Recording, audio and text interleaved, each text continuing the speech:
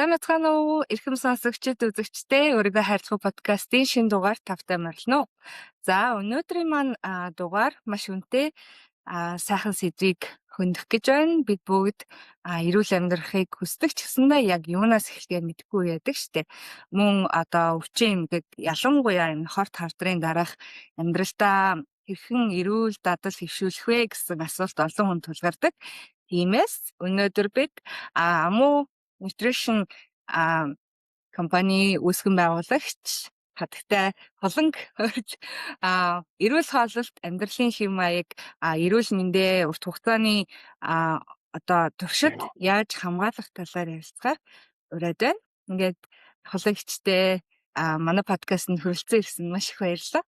За баярлалаа подкастнда урьсанд. Тэгээд ерөнхийдөө бол шимтгийж судлаачийн зүгээс эрүүл амьдралын хэв маяг энэ сэдвээр ярих гэж байгаадаа маш баяртай байна.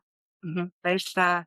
За та манай үзэгчдэд өөрийгөө нэг танилцуулаач. Яа тэгэхээр нөгөө Америкт бол таныг зөндөө их хүмүүс мэддэг. Тэгээ Монголд бас сонсдог сонсогчид маань бас мэдгүй байж магадгүй.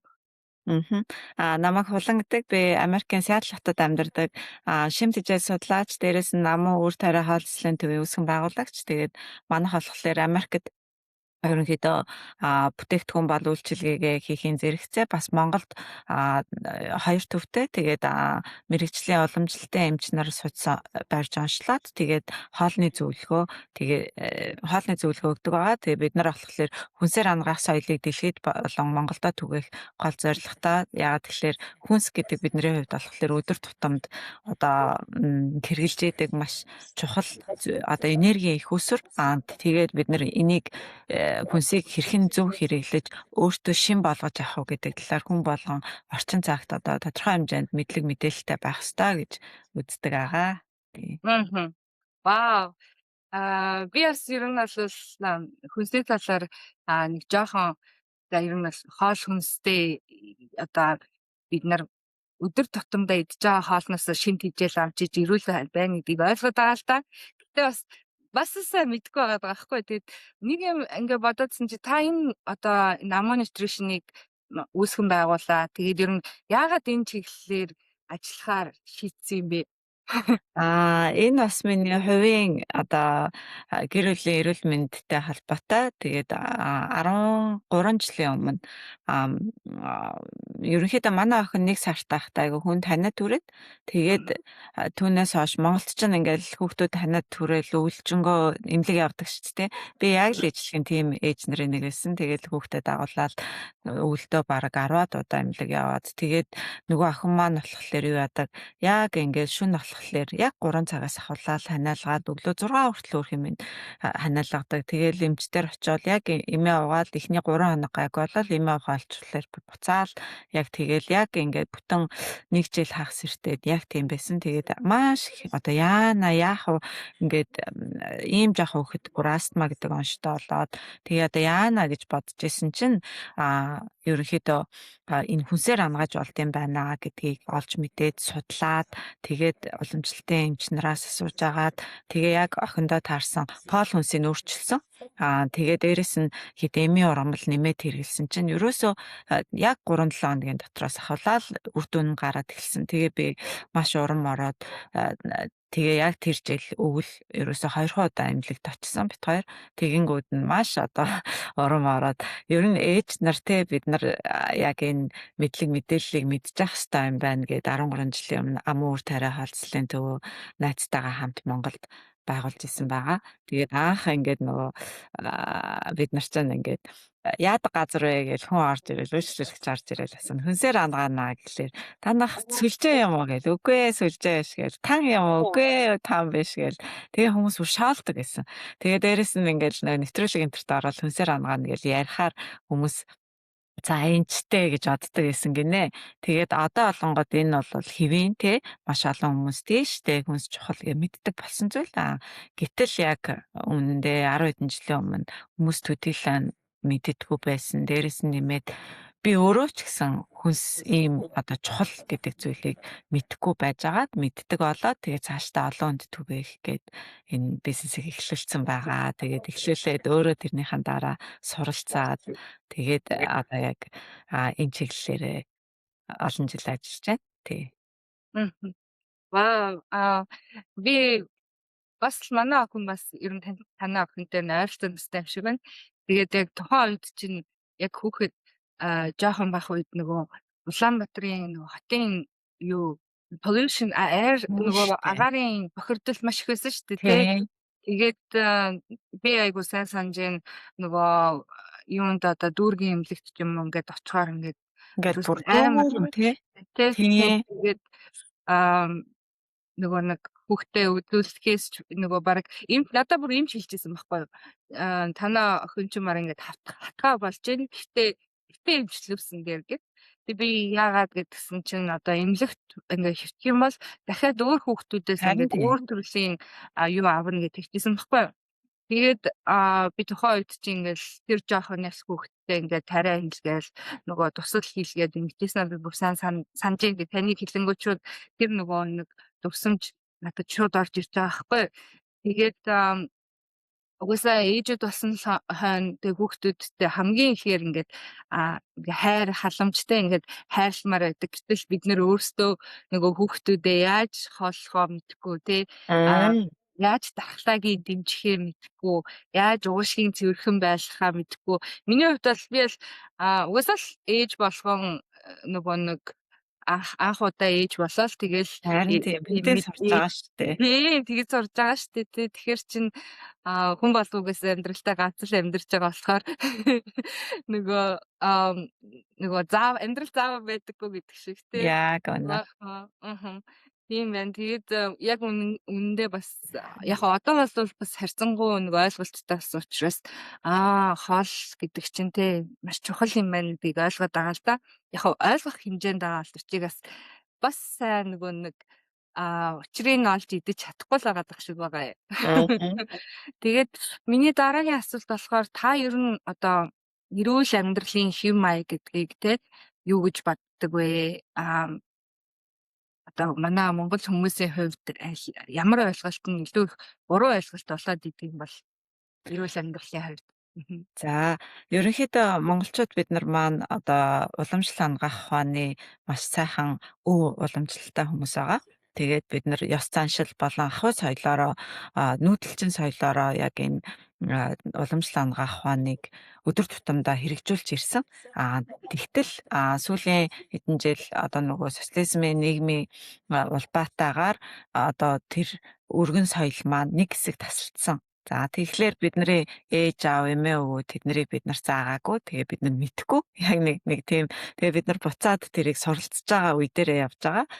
Тэгээд уламжлал ангаах ухааны дагуу бол амьдралын одоо эрүүл зөв амьдрах гэдгийг бол хүн бие сэтгэл сүнсний нэгдэл гэж үздэг. За тэгэхээр махан бие маань болохоор хий шар бадгана гэдэг 3 одоо өрмөц шинж чанарын бүрэлдэхүүн гэж үздэг. За сэтгэл бие гэж байгаа. Сэтгэл бие маань болвол хоёлаас яг энэ подкаст эхлэх өмнө ярьж байлаа шүү дээ. Сэтгэл гэдэг зүйл бас яг юм аягүй чухал бидний нэрийг эргэтэн гэд яг үнэндээ эн чинь бидний дагуул харагддаггүй бие байдаг. За дээрэс нь сүнсэн бие гэж байдаг. Тэгэхээр энэ аль нь одоо нэг нэгтэйгээ маш холбоотой. Тэгэхээр эрүүл амьдралын хэв маяг гэдэг бол махан биеэ бид нар 4 энергийн сорсоор одоо тэтгэнэ. За хамгийн ихэнд нь болохоор хоол байна. За өдөр тутамд бид нар 3 удаа хоол идж байгаа. Тэгээ 3 удаа хоол идэхдээ өөрсдөө энийг тийжээдэг. За хоёр дахь нь амьсгал байдаг. Яг үүндээ бид нар одоо нөгөө автоматар амьсгалаа аваад автоматар амьсгалаа гаргадаг. Гэтэл амьсгал гэдэг маань болохоор хоолны шимт хичээлтэй хамтдаа олонгууд нийлээд биднэрт одоо амьсгалаар бид нар оксижен буюу хүчил төрөгчийг авч байгаа. Тэгээд нөгөө талд хоолноос бид нар хоолны шимийг авч байгаа. Энэ хоёр нийлээд бидний өдөр тутамд хэрэглэдэг энергийг бий болгочдөг. Тэгэхээр амьсгал гэдэг зүйл маш чухал. Тэгэнгүүт яг үнэндээ Монголд Америкт суурьшсан айгүй олон эмэгтэйчүүд бид нар зүгээр нэг хүний төрсө өдрөөр ярилцаад яад Америкт ирэх болсон бэ гэсэн чинь тэнд сууж исэн 8-аас 6 8 эмэгтэйгээс 6 агаарын бохирдлоос олж ирсэн. Яг агаарын бохирдол үнэхээр эрүүл мэндэд одоо асуудал үүсгээд тэгээд ирэх шийдвэрийг гаргаж ирсэн байгаа байхгүй юу? Тэгэхээр өөрөөр хэлбэл амьсгал гэдэг зүйл маань болохоор айгүй чухал зүйл байдаг. За 3 дугаарт нь сэтгэл. Өөрөөр хэлбэл бид нар сэтгэл сайхан, сэтгэл өөдрөг байгаа үед болол ерөөсөө нэг ямар ч одоо гоё хоол идснээс илүү, ямар ч витамин хэрэглэснээс илүү энергитэй байдаг шүү дээ. Тэр чинь. За дээрэс нь нойр. Өөрөөр хэлбэл нойр гэдэг зүйлээр бид нар маш сайн нойроо авчвал яадаг вэ гэхээр ерөөсөө юу яадаг. Унтчихта хэрэггүй нөгөө нэг зүйлүүдээ өөрийн биеэс гадагшлуулдаг өгсөн бидний одоо эд эсүүд болонгууд биеэс гадагшлах процесс унтчихад явагддаг. Тийм болохоор нойр гэдэг зүйл тийм чухал байдаг ах нэ. Тэгэхээр зүгээр амьдралын хэм маяг гэхлээр зүгээр махан бие дээр ингэж харагдаж байна. За тэгээ сэтгэл бие дээр бол бид нар сэтгэлээ хэр анзаарддаг, сэтгэлтэйгээ хэрхэн ажилддаг, сэтгэлээ баярлуулдаг. За сүнсэн бие дээр бол жишээ нь гэхэд бол дуртай зүйл хүн чинь нэг ингээд амьдралын сүнсний зориг гэж байдаг шүү дээ. Амьдрал дээр ирчээд юу хийж бүтээх зоригтой ирсэн бэ гэдэг зүйл байгаа. Тэр маань тэрийгэ олсон уу, олоогүй юу те гэх мэтчлэн. Гэтэ би яг өнөөдрийн төвшин шимт хичээл судлаачийн хувьд бол илүү махан бие одоо толгоорсон зүйлүүдийг илүү дэлгэрэнгүй ярихаар байгаа. Тий. Ба харин тийм би одоо л ер нь бол яг таны энэ нөгөө хүн 3 юмнаас бүрдээд байна. Энэ 3-ны баланс тэнцвэр байж хүн эрүүл бөгөөд аз жаргалтай сайхан амьдртын байна гэдгийг би одоо сайхнаас л ойлгоод явж байгаа л да. Тэгээд зочдтойгоо ч гэсэндээ яг энэ талаас ярьж байгаа. Тэгээд нэгэнд одоо махан биетэй эрүүл хооллолт, эрүүл амьдралын хэм маягтай одоо nutritionist хүнтэй бол би яг хоёлоо энэ олон юм ингээ бүгдийг ярина гэвэл угаасаа нэлээд цаг орох өнөөдрийн подкастыг цаг хүрхгүй. Тэгэхээр би танаас одоо шууд ингээд асуучих л да. Хэрвээ одоо хүн өнөөдрөөс эхлээд одоо хоёулынхаа подкастыг үзээд за ерөөсөө амьдралын хэв маягаа өөрчлөё, би ерөөсөө амьдралаа эрүүлэлээр одоо өөрчлөх хэрэгтэй юм байна гэх юм бол тэр хүмүүс одоо юун түрүүнд одоо юу хийх ёстой вэ? Хамгийн түрүүнд. За хамгийн түрүүнд болохоор өөрийн бие махбодын онцлогоо мэдэж авнаа. За хий шар бадгана гэд монголчууд яриа л байдаг. Энд тэнд нэг эрс ингээд нэг хаяа нэг цохос гарч ирээд байдаг мэдээлэл. Гэхдээ энийг олж суралцах хэрэгтэй гэж би зөвлөмөр байна. За чи өөрийнхөө биеийн хий шар бадганыг мэдхөө. Аль би одоо онцлогтой вэ гэдгийг мэдхөө. Өөрмөц шинж чанараа. Би одоо бадган юм болов би бас мэдэхгүй. Яг нэг онцлуулж үздэг болохоор гэхдээ таамаглаж хэлвэл бадган байж магадгүй л баг гэж одоо. Би ч гэсэн бадган ах гэж одоо тааж байна заа. Тэгвэл ерөнхийдөө хүмүүс ихэвчлэн 2 нь байдаг. Нэг юм уу 2 нь байдаг, хавсарсан байдаг. Тэгэхээр хий бадган юм уу эсвэл шар бадган байх магадaltaй. За тэгээд энийг болохоор тестээр мэдэж олно. Аль эсвэл одоо манай эмчнэр дээр очиж суцаа байруулад мэдэж олно. Ерөнхийдөө бол ерөнхий шин чанараа эхлээ мэдэх хэрэгтэй. За мэдснээ дараа болохоор энийг олонгууд эхлээд нэг тодорхой хэмжээнд ойлголт гэдгийг авах хэрэгтэй. Хийн ямар гэдгийг, шар нь ямар гэдгийг, бадган нь ямар гэдгийг, тэгээ ямар өвчнөөс урьдчилан сэргийлж авах хэрэгтэй. Насан туршдаа ямар онцлогтой энэ тэрийг мэдэж авах хэрэгтэй. За жишээ нь бадган махбодтой хүмүүс гээд хоёлаа зүгээр яриа л та. Тэгэнгүүт бадган махбодтой хүмүүс болохоор ер нь байглаасаа ер нь боцин солилцоо удаа. Тийм хүмүүс. За тэгэхээр бадган махбодтой хүмүүс насан туршдаа боцин солилцооны эмгэгээс одоо урьдчилан сэргийлж авах хэрэгтэй. Үүнд болохоор канцер ордог яг үнэндээ. Тийм болохоор маш олон хүмүүс болохоор боцин солилцооны эмгэг явж байгаад явандаа канцер болдог баг. За дараагийнх нь олонгууд ерөнхийдөө бадган махбодтой хүмүүс ер нь жоохон нөгөө жин нэмгээд байдаг. Тийм болохоор жингийн асуудал бол насан туршийн асуудал гэдэг болохоор яадаг вэ гэхлээр ерөөсөө хоол ундаа бол маш анхааралтай байх хэрэгтэй. За тэгээд энэ тэнд одоо ингээл фэйсбүүкээр тэгэрээ ингээд гэсэн зөвлөгөөнүүд өгдөг шүү дээ. Би нэг хэсэг зөвлөгөө оруулж байгаа да болсон. Яа болсон бэ гэхлээр хүн болгоны бие онцлог ондоо хүний өөрийнх нь бие онцлог ондоо болохоор за одоо жишээ нь те юу одоо ginger turmeric чон сайн гэж хүн болгон turmeric хэрэгэлдэг те гэтэл Turmeric гэдэг эмийн ургамал маань ер нь бол хуурай тийм одоо microbial буюу ер нь одоо нөгөө микроб устгах чадвартай тийм эмийн ургамал байгаа. Гэтэл энэ маань болохоор бадган махбодтой хүмүүст маш сайн таардаг. Шарын болон хим махбодтой хүмүүс төдийлөн таардаггүй. Тийм болохоор энэ ургамлыг жишээ нь манай монголчууд маш олон хүмүүс хий шар хавсарсан байдаг. Тийм хий шар хавсарсан хүмүүс хотоодны асуудалтай хүмүүс одоо хотод идэх гэж ингээд turmeric хэмжээгээр хэрэглэх төдийлөн таарахгүй байх жишээ. За жишээ нь ингээл те plant based diet маш сайн гэл тэгээд plant based diet хэрэгжилж итэл нөгөө хий махбодтой хүмүүст энэ төдийлөн таардаггүй байх жишээ нь.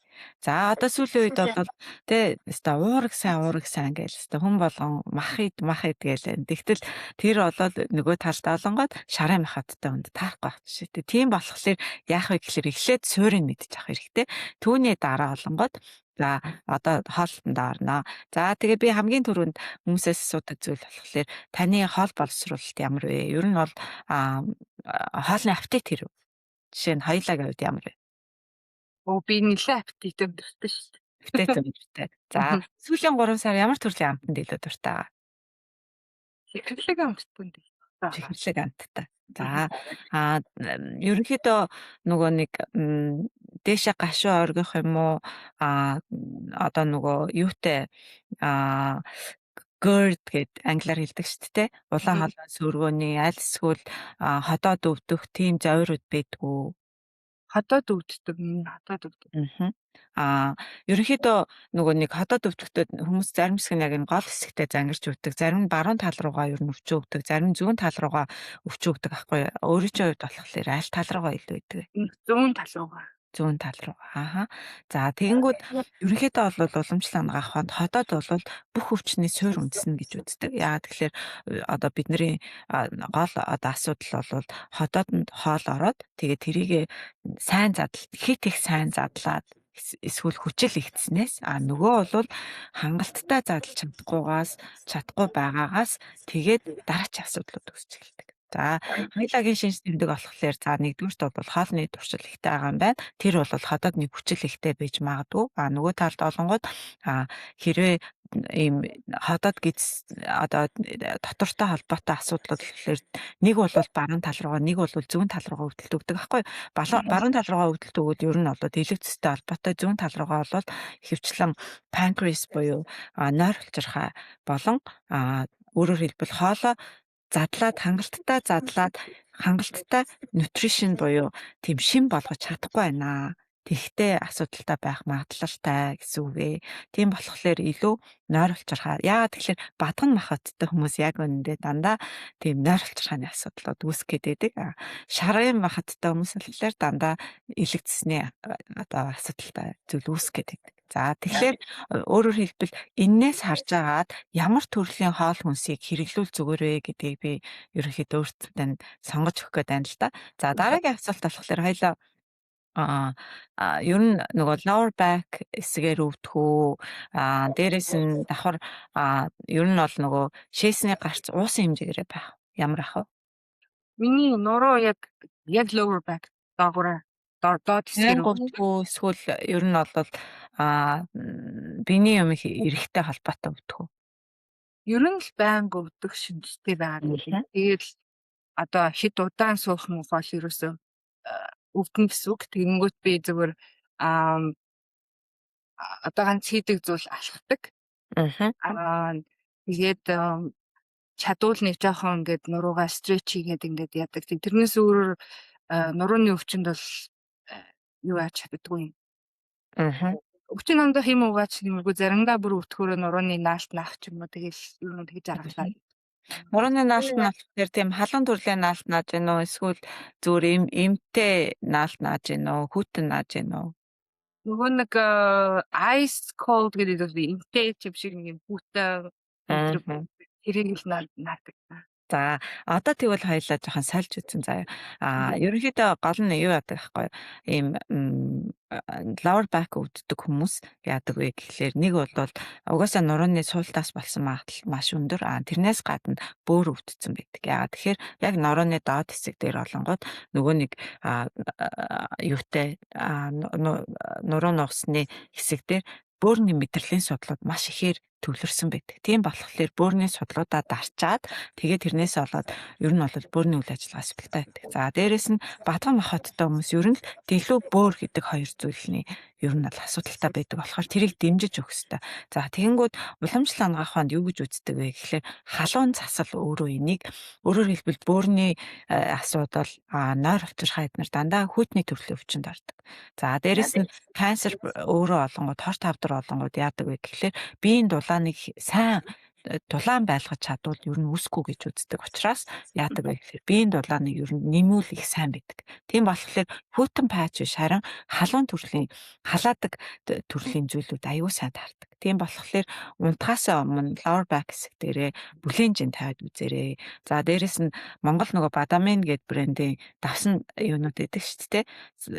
Давснууд тэрний нэг тийм юу байгаа юм халаачдаг тийм давс ах. Тэр давс энэ төр бол айгүй гоё. Пэйжэнд нэг тодорхой хэмжээнд талаагаа талаасныхаа дараа lower back хэсэг юм уу эсвэл гидсэн дээр бүр тавьж болно. Тэгэхээр маш сайхан таатай. За тэрийг ингээ анхаарах нэ. Яагаад тэгэхээр ходоодны дараа монголчуудад маань дээрэс нь ер нь илэнхүйтэй байдаг зүйл бөөр идэг. Яагаад тэгэхээр бөөрийг бид нэр ерөөсөө анзаардаггүй. Яагаад анзаарахгүй байна вэ гэхлээр бид нар биеийн 70% нь бол шингэн. Тэр шингэний одоо метаболизм буюу бодисын солилцоо гэдэг зүйл ганцхан хоол бодисын солилцоонд ордог биш, шингэн бас бодисын солилцоонд ордог. Тэгэхээр ерөнхийдөө бол шингэн дээр тэр тусмаа одоо бөөрийн үйл ажиллагаа болвол бөөр болон уушиг нийлээд бүх шингэнийг эргэлдүүлдэг бидний биед. Бүх энэ шингэний хөдөлгөөнийг уушиг нь хөдөлгөж өгөөд дээрэс нь бөөр нь болохоор тэр шингэнийг шүүдэг. Тэгэхээр ер нь бол бөөр гэдэг зүйлийг ерөөсөө хайж болохгүй. За өглөө юу идэж байна? Өглөө би бол заавал өндөг иддэг. За Тэгэл өндөгтэй хамт sausage эсвэл ямар нэг заримдаа махан төрлийн юм хийдэг. Тэгэл талхтай юм өндөг талх авокадо эднэр л иддэг тий. Өөрөөр нөгөө oatmeal эднэр идэх нь гиз дүүрээд идэх байхгүй юу? Тийм тэгээд өндөг л надад арай таарад байгаа юм шиг санагдаад байдаг. За хавдрын өмнө ер нь юу иддэг? Хавдартай болсны дараа хоёлаа хоолтон дээр юугаа үрчилсэн? За хавдрын өмнө бол би өстой хамаагүй дураараа иддэг байсан. Заримдаа нөгөө нэг хонсон хоол ч юм уу те leftover mover тэгэл өглөө ер нь идэж байгаа юмдаа нэг их анхаарч байгаагүй юм байна. Тэгээд би яг хавдрын өмнө нөгөө нэг ковидоос хойш гэсэн үг л дээ. Нэг хэсэг юм юу яасан. Жохон өөрийгөө айгу хайсан байхгүй юу? Яагаад хайсан битггүй ингээд нэг сэтгэл зүйн хувьд юм сонин байдалд ороод ингээд ажил хийхээ болсон чинь гів гэдгэн өөртөөгөө эн чинь ямар сонин юм бэ гэдэг ингээд өөртөөгөө тулсан чинь нэг тийм сонин сэтгэлийн хувьд нэг юм стресс гэх юм уу, депрешн гэх юм уу тийм юмд болоод тэгээд айгу их таргалсан. Тэгээд тэр тухайн үед чинь би идэж байгаа юм ач анзаардгүй. Юу ч иддэг гэсэн. Хамаагүй ер нь олцсон юм а. Гэхдээ идэхдээ айгүй их өөрийгөө чихэрлэг юм хийддэг байсан. Тэгээд яг чихэрлэг юм чинь тэгээд нөгөө нэг моо эсэ чинь тэжээдэг аахгүй. Тийм. Би одоо хамгийн сайн санаж байгаа нь болохоор хоолны дараа заавал dessert гэж идэв л тэгж өөрийгөө амар шагнаж байгаа ч юм шиг. Тэгвэл тэгж нөгөө өөрөө тухайн үед айгүй тайвшруулдаг байсан юм шиг байгаа. Айгүй их тийм чихэрлэг гурлан бүтээгдэхүүн гэдэг байсан. За тэгэхээр бидний ер нь бол хэл гэдэг эрхтэн маань энэ 4 хуруу. За дөрөвхөн уруу хил гэдэг эргэтэн рүү хоол орлоо. Чихэрлэг десерт орлоо. Гоё юм орлоо. За тэгээд бид нар тэр хил чин тэмдрүүл маань ингээд мэдрээд тэ гоё амттай байна, гоё тийм байна гэд тарих руу тохио өгөн. Тэгэнгүүт гоё сэтгэл ханамжтай байна. Тэгж гин гэд. Гэтэ яг тэр тохио үнэндээ бол 1 минут ч үргэлжлэхгүй заа юу. Тэгэл тэрний дараа яах вэ гэхээр бид нар хоолоогоороо залгаад ингээ улаан хоолоогоороо ороод ходоод руу орно. Тэрний дараа тэр ямар мэдрэмж өгөх юусаа хамаагүй энэ хүнсний өөрийн quality буюу одоо чанар хэр байна вэ? Энэ яг чамд шим тижэл болж чадах уу гэдэг зүйлээр тижээдэг. Тэгэнгүүт хоол хүнсийг бид нар яагаад ингэж нөгөө нэг тэгж emotional eating болоод идэг вэ гэхээр хоолныхаа quality гэдэг зүйлийг мэдэхгүй, чанар гэдэг зүйлийг мэдэхгүй, мөн чанар гэдэг зүйлийг ойлгохгүйгээр зөвхөн тархиад хичээж иддэг байхгүй. Өөрөөр хэлбэл яг өнөөдөр надад гоё, яг одоо тэгэнгүүт яг тэр одоо гэдэг мэдрэмж нь яах юм? Яг үнэндээ 5 секунд, 30 секунд, 1 минут гэдэг байхгүй. Тэгээд тэрний дараа болонгууд тэр хотоодонд орсон хүнс маань яг үнэндээ бид нарыг одоо чанартай байна уу, шим тижэл болох уу, болохгүй юу гэдэг зүйл болно. За өглөөний хоол маш чухал. Өглөө олонгууд хүн босоод бидний зөвлөдөг зүйл бол 1 аяга ширгээс ус угаатахаарай гэж зөвлөдөг. За 2 аяга усыг 1 аяга болон ширгээгээд жамцтай ус юм уу эсвэл ямар нэгэн ер нь бол жамцтай ус юм уу эсвэл Himalayan pink salt гэж бол 1 чимхийг хийгээд тэгээ уух хэрэгтэй. За тэр маань болохоор нэгдүгээрт энэ одоо жамцтай ус бол Himalayan pink salt болохоор байгалийн 85 төрлийн эрдэс бодистой байдаг. За нөгөө талд болонгууд сайхан ширгээс ус олонгууд яг хотоодны орчныг цэвэрлж өгөөд одоо дараагийн хоол ороход бэлдэж өгдөг. За тэрний дараа өглөөний хоол бол тэр тусмаа эрүүл мэндэд анхаардаг. Яг энэ подкастыг одоо хэдүүлээ үзэж байгаа хүмүүс өөртөө нэг хідэн зүйлийг би шингээгээд аваад айлгаад авчаасаа гэж бодож байгаа байхгүй. За тэрний хамгийн ихнийх нь эслэг.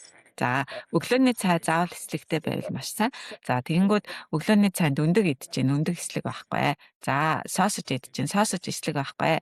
За идэж байгаад багахан авокадо эслэг байна. За тэгээд дараагийнх нь юу байна? Нөгөө нэг талах байна. Талах маань цаанд алхвал эслэг байхгүй. Бүхэл бүрийн талах бол тодорхой хэмжээний эслэгтэй. Бүр чадвал гурилгүй талах идвэл зүгээр. Тэр маань бол маш сайн эслэгтэй байдаг. Ихэвчлэн үр тариа болон зүйлүүд байдаг. За эслэг маань яадаг вэ гэхээр нэгдүгээрт болонгод бүтэн тухайн өдрийн туршид бидний одоо нөгөө хотоодонд орохороо бусад зүйлүүд болохоор өөрөө маш хурдан ингээд шингээд ерөөсөө юугаар цус руу орчдөг бол эслэг бидний хотоодны намраа гэдэг зүйлийг маань тижээж өгдөг. Өөрөөр хэлбэл тэр маань уустдаггүйгээр хотоодн дотроо үлдчихдэг зүйл байхгүй. Хотоодны намраанд ингээд ямар нэг байдлаар үлдчихлээр тэрийг өөрчин тэр хотоодны ашигтай бактериуд хоол. Тийм болохоор ашигтай бактерийг өглөөдөө оруулж өгж байгаа зүйл нь ашигтай бактерийн тэндээс пробиотик авч угаад байдаг. Тэрний ер нь бол 90-80% зах зээл дээр зарагддаг пробиотикууд биеинд ороод үйлчлдэггүй. Тийм болохоор хоолоос авсан хамаагүй дээр.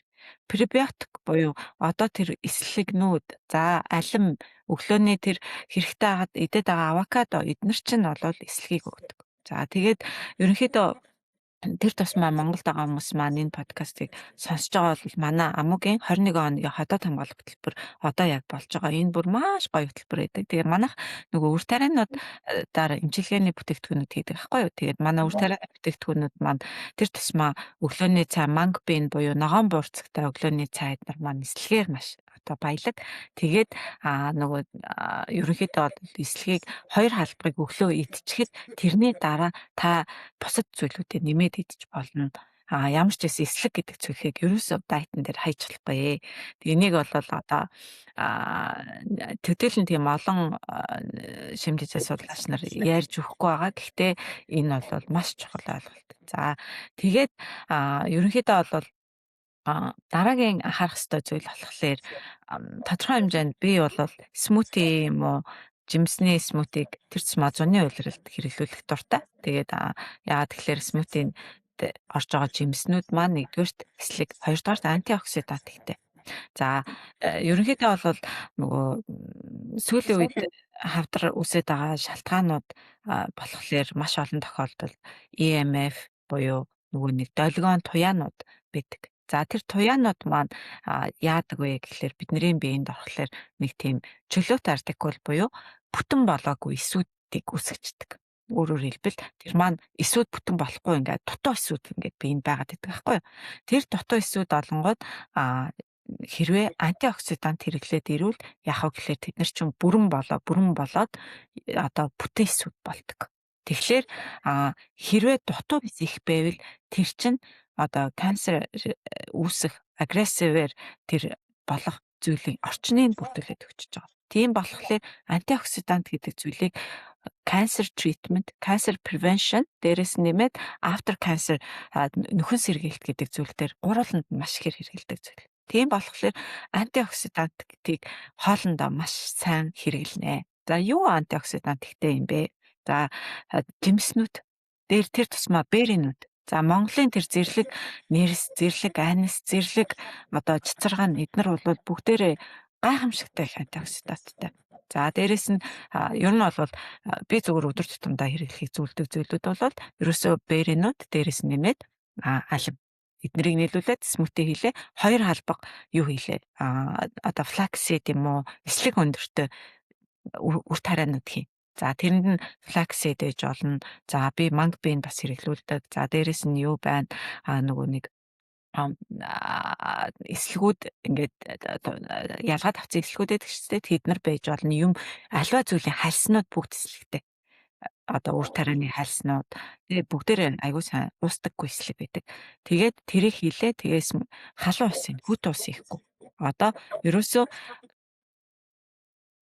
одоо тэр тусмаа өвдсөн байгаа хүмүүс бол хүүтэн юм ууж идэггүй. Хүүтэн юм ууж идэхлээр за тэр тусмаа одоо жишээ нь аюурведа болон уламжлал хангаханд юу гэж үздэг вэ? Хүүтэн суугаад тэр маань болохоор ингээд юу яадаг? Одоо бацин солилцоог удаашруулчихдаг хотоодны орчин. Тэгээд удаашруулсан зүйл дээр очоод нөгөө нэг чөлөөт артикул үүсгдэг Wi-Fi туяа янз янзын туяанууд нэмэгдээд за тэгээд хүн сэтгэлээр онлаа. Тэд нар маань ингээд нийлээл ер нь бол ингээд дээрэс нь бидний арсан дээрээ хэрэгжилж байгаа химикал тэ арсан дээрээ төрж байгаа тоснууд тэд нар маань нийлээл ингээд тэгэл ерөөсөө байж итл нэг одоо канцерээс үржмээр байдаг тэр үрж орчин гэж маш сайхан бүрдүүлээд өгч шүү дээ. Тэгэхээр орчин гэдэг зүйл маш чухал гэдэг болохоор тэр орчныг яаж бид нар одоо контролдох уу гэдгээ бас бодох хэрэгтэй. Өөрөөр хэлбэл тэр химийн бодисны хэрэглээгээ одоо таньж мэдэж алга болгох хэрэгтэй.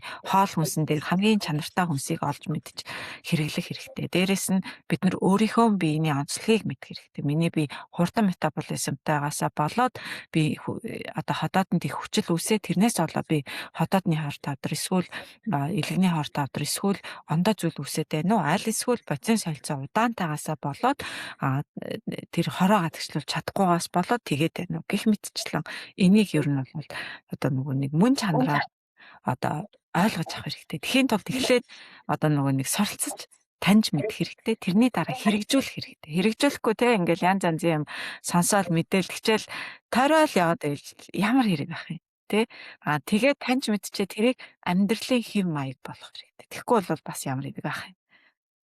Тэгэхээр хоёулаа өглөөний цаанда ямар өөрчлөлт тиймэр санагдчихэ. Вау. Би юу одоо өндгөн дээрээ нэмэх нь би юу сасууж хасаад хариунд нь антиоксидант жимс нэмж болох юм байна. За тэгээд fiber нөгөө эслэг нэмэх юм байна. Тэгээд яг одоо бүр гэрт байгаа надад flaxseed байгаа байхгүй юу? Оо тийм. Аха. За флаксид айгуу гоё заа. Яадаг вэ гэхэлэр флаксид ийм Монголд бол манайх майланганы өр манай амын үр төв дээр зарагдаж байгаа. За тэгээд майланганы өр болохоор яадаг вэ гэхэлэр нэгдүгээрт болохоор ер нь бол инсулин гэдэг одоо тэр тусмаа хөхний хор тавдартай бол инсулин дааврыг тэнцвэртэй байлгах гэдэг зүйл яригддаг шүү дээ. Инсулин дааврыг их болол баг бол их болгодог. Өөрөөр хэлбэл энийг тэнцвэржүүлж өгдөг тийм төрлийн хүнсэнд ордог. За нэмээд болохоор цөсний хүчил гэдэг зүйлийг муу цөсний хүчил буюу бүлбэрийн гэдгийг өөртөө шингээгээд Т-өвтгнэр гардаг. Гэх мэтчлэн маш олон юутай шин одоо муу цөс өөрөө эслэгэнд одоо ингэж юу яадаг байхгүй орох хэвээр. Тэгээд тэгхгүйгээр болвол ерөөсөө хүн эслэг хэрэглэхгүй бол яадаг гэхээр нэг цөсөө давтан эргэлээд байдаг. Бүр 17-оос 30 удаа хэрэглэдэг. Тэгээд тэр чинь удаад ирэхлээр цусны чулуу болдог. Тэгээд удаад ирэхлээр цусны асуудал болдог. Тэгэхгүй бол одоо майлангийн машин одоо үр тариа идсэн бол муу цусыг тэр өөртөө шингээгээд тэгэнгүүт шин цус ялгардаг.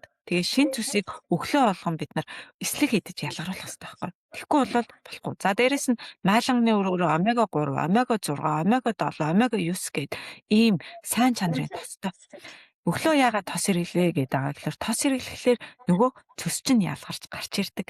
Тэгэхгүй бол цус ялгарахгүй байгаад байвал яах вэ гэхээр цусны цогшонголт гэдэг зүйлд ордог. Цусны цогшонголт цус нь ерөөсөө ялгарахгүй залхуурчдаг. Тэгээд залхуураад яах вэ гэхээр тэгэл байгаад байдаг. Тийм болохоор ер нь бол авокадо болон майланг хоёр чинь өглөөний цайнд маш тохиромжтой. Яагаад гэхээр авокадо ч өөрөө тостой нэмээд эслэгтэй. Та өглөө нөгөө нэг хүмүүс юу уугаад байдаг штэ. Оливын тосон дээр нэмэх нь лимон ингээд яаж агаад шахаж агаад ингээд нэг халтгайг ингээд уугаад байдаг штэ. Та тэрийг юу гэж зөвлөх вэ? Тэр зүгээр Ерөнхийдөө цусны зогшонголттой хүмүүст маш сайн. Цус хит ялгардаг хүмүүст бол төдийлөн тэгж өдөр болгон хэрэглэж болохгүй. Харин тэрний оронд зүгээр olive oil хэрэглэж хэрэгтэй. Olive oil айгуу сайн. За дээрэс нь pumpkin oil их гоё. За дээрэс нь ерөнхийдөө flaxseed oil бас их дайжгүй. Тий. Хинж байсан бол. нөгөө шар тос ямар шар тос зүгээр шүү дээ. Гэхдээ ерөнхийдөө нөгөө хоёр янз байдаг. Нэг нь болохоор шин шар тос болохоор энэ хий шар бадганыг тэнцвэржүүлдэг айгүй сайн байдаг. Хуучирсан тос болохоор шар тос болохоор ер нь нөгөө нэг ходоод элэг цэсний асуудалтай хүмүүс төдийлөн таардаггүй. Тийм болохоор юмны хэмжээг нь тааруулж хэрэглэнэ гэдэг айгүй чухал. Тэгэхээр яг нөгөө тэрсэн хөдөлтөнд идэг тоснууд ер нь хөвчлээ хуучирсан тос идэг. Тийм болохоор би жоохон айгаад идэг шар тос тэрсэн маа. Тийм болохоор нөгөө Монголд байгаа хүмүүс их хацтай. Ягаад тэгэхээр одоо хөдөөнөөс те хамаатан садан шин тос жил болго авчирч өгдөг те. Тэр шин тоснуудаа хэрэглэж ийлэх зүгээрээ. Вау. Зөндөө бас ойлголттой боллоо. За ямар ч тач гэсэн ер нь бол зарим өдөр нь бас сайхан юу хэрэглэжүүл зүгээр юм байна. Сайхан смути хийгээд уучих зүгээр юм байна. Тэгээ би смути хийн гэхээр ингээд нэгсэн толгой ингээ угаасаа идэж хэрглэж үзээгүй өсөөгүй юм хүн чинь ингээд нэгсэн яач тийм байна. Толгой ажиллагалцдаг. Яг юмнаас ингээ харахад өөрийгөө твэлгий чинь үгүй болол тэгээд нэгсэн юу хэлээ гээл тэгэл за гэж болцдог байхгүй. Тэгсэн чинь та нэг ойлголтыг хэллээ шүү дээ. Бүлээнээр хэрэглэнэ гэд манай энэ Америкт амьдраад ирэхээр манай амьдарсаар байгаа. Харин тийм бүх юм өстэй халуун юм байгаа шүү дээ. Халуун ус ич. За халуун усыгээ смути блендер дээр яг зарим хүмүүс нөгөө нэг тийм нэлцхан аминд дургүй хүмүүс байдаг. Тийм болвол зүгээр жимсээр нь идчих. Хэрвээ юутай надад бол смути амар идэх. Аюу сүултээ сурцсан. Тэгэл сайхан смутиг хийгээл уучдаг. Нөгөө хөлдөөсөн жимсийг ер нь бол смутиг хэвлээд идэв шүү дээ. Хөлдөөсөн жимс зүгээрөө эсвэл зүгээр энгийн одоо нөгөө юм дээр зарж байгаа жимс нь. Ер нь хөлдөөсөн жимс зүгээр шүү дээ. Би тэр тусмаа яг нөгөө Trader Joe's зардаг wild blueberry авах айгуу дуртай. Яагаад тэгэхээр хөдөлтөөнд бид нар wild blueberry авч чадахгүй шүү дээ. Тэгээд нөгөө энгийн blueberry-нүүд чинь яг үүндээ нэг амтгүй госол байгаа байхгүй юу? Яг Монгол нэрс чинь ямар гоё идэг лээ те. Тэрийг гүцэхгүй шүү дээ. Тэгэнгүүт за арай л төхөө юм аа гээл жишээ нь тэр юу нэг wild blueberry-г нь авч ирэлдэг. Тэгээд аль болох ер нь wild тэр berry-нүүд чинь бол зэрлэг ургамлууд бол үнэхээр илүү их антиоксидант чанартай илүү их хэдэг. Тэр Монголд ургасан ургамлууд бол тэр температурын зөрөөнд илүү их нөгөө тасан зохицохын тулд өөрөөсөө маш их одоо антиоксидант болон флавонолыг ялгаруулдаг байгаа. Харин би бас сонсч ирсэн юм байна. Яг нөгөө нэг хавдрынхаа дараагаар би бас nutritionist асуужсэн баггүй юу? Би одоо ингээд хавдраасаа одоо хавдраа дахиулахгүй байхын тулд юу хэрэглэх ёстой ингээд бас тустай юм нөгөө яг cancer-ны дараагаар нэг юм nutrition хүмүүс наадтай юу агаад иншуранс дата талаас ингээд яасан зөвлөд тэгээд нэг удаа ярьж үтсэн. Тэгэхэд бол тэр нөгөө беринүүдийг бол хэлчихсэн. Антиоксидант юм хэрэглээрээ гэд. Гэхдээ бас нөгөө талаараа бас нөгөө нэг хит их бити ингээд нэг юм туушраараа гэдэг чийсэн байхгүй намайг хит ихтэй одоо жишээ нь мах ингэдэг гинэ гэж тэгэнгүүт маха байлаа л те ногоо vegetarian авдаг ч юм уу те тэгэж бити ингэж байгаараа гэдэг чийсэн. Тэгээд нэг юм асуух гээд нөгөө одоо insulin resistant гэдэг штэ инсулины дүржрэл гэдэг. Одоо жишээлбэл миний хувьд гэхэд би ягаад ч юм ингээд нэг одоо угаасаа нөгөө хэллээ штэ нөгөө бодисын солилцоо удаан явагддаг учраас чин хасахад их хэцүү байдаг. Одоо хавдар биеийн дараа бол хамгийн гол юм чинь жингээ барих, жин ихсгүй байх. Тэгээд болж өгвөл нөгөө эрүүл жин дээр очиод ингээд байх хэвээр. Тэгээ миний хувьд бол тэр бол одоогоор асуудал байгаа хгүй. Тэгээ би өгн амхандаа ингээд алхаж малхаар ингээд хичээгээд байгаа боловч ерөөсө жин буурчихгүй ингээд хэцүү байгаа гэдэг. Тэгээд инсулины дэвжрэлтэй байна гэдгсэн шинжилгээ өгөхөд тэгээд энд болохоор инсулины дэвжрэл гингүүт ингээд ийм юм өгөх гэдэг штэ тий. Энэ одоо флаксид бол сайн гэж сонслоо. Одоо флаксидээс хэрэглээдээ би мэдээг байсан инсулин сайн гэдгийг өөрөөр одоо энэ инсулины дэвжрэл гэдэг юмыг ингээд юу яах юм байдаг юм уу? Хоолоороо зохицуулах гэх юм уу? Болно шүү дээ. Ерөөсөө хоолоор айгуу сайн одоо ер нь бол багаар идэгрэн. Өөрөөр хэлбэл энэ маань ер нь бол сайжирна. За хоёлаа өдөр болоо оройн хоолнд ямар хуу хоолнд идэж байна? Өдрийн хоолнд ер нь нэг их сүртэй хоол юм мэдээж амжигдгүй нэг жоохон сэндвич ч юм уу нэг тиймэрхүү юм хэрэглээл унжичээ. Тэгээд оройдоо харин нэг жинтэй сайн хоол иддэг. Тэгээ 5 өнгөрөөгөөд 5:30-аас 6-гийн хооронд чадвал идэхийг хичээдэг. Манай нөгөө хүүхдийн охины сургууль тараал тэгэл айгу өссөн ирдэг.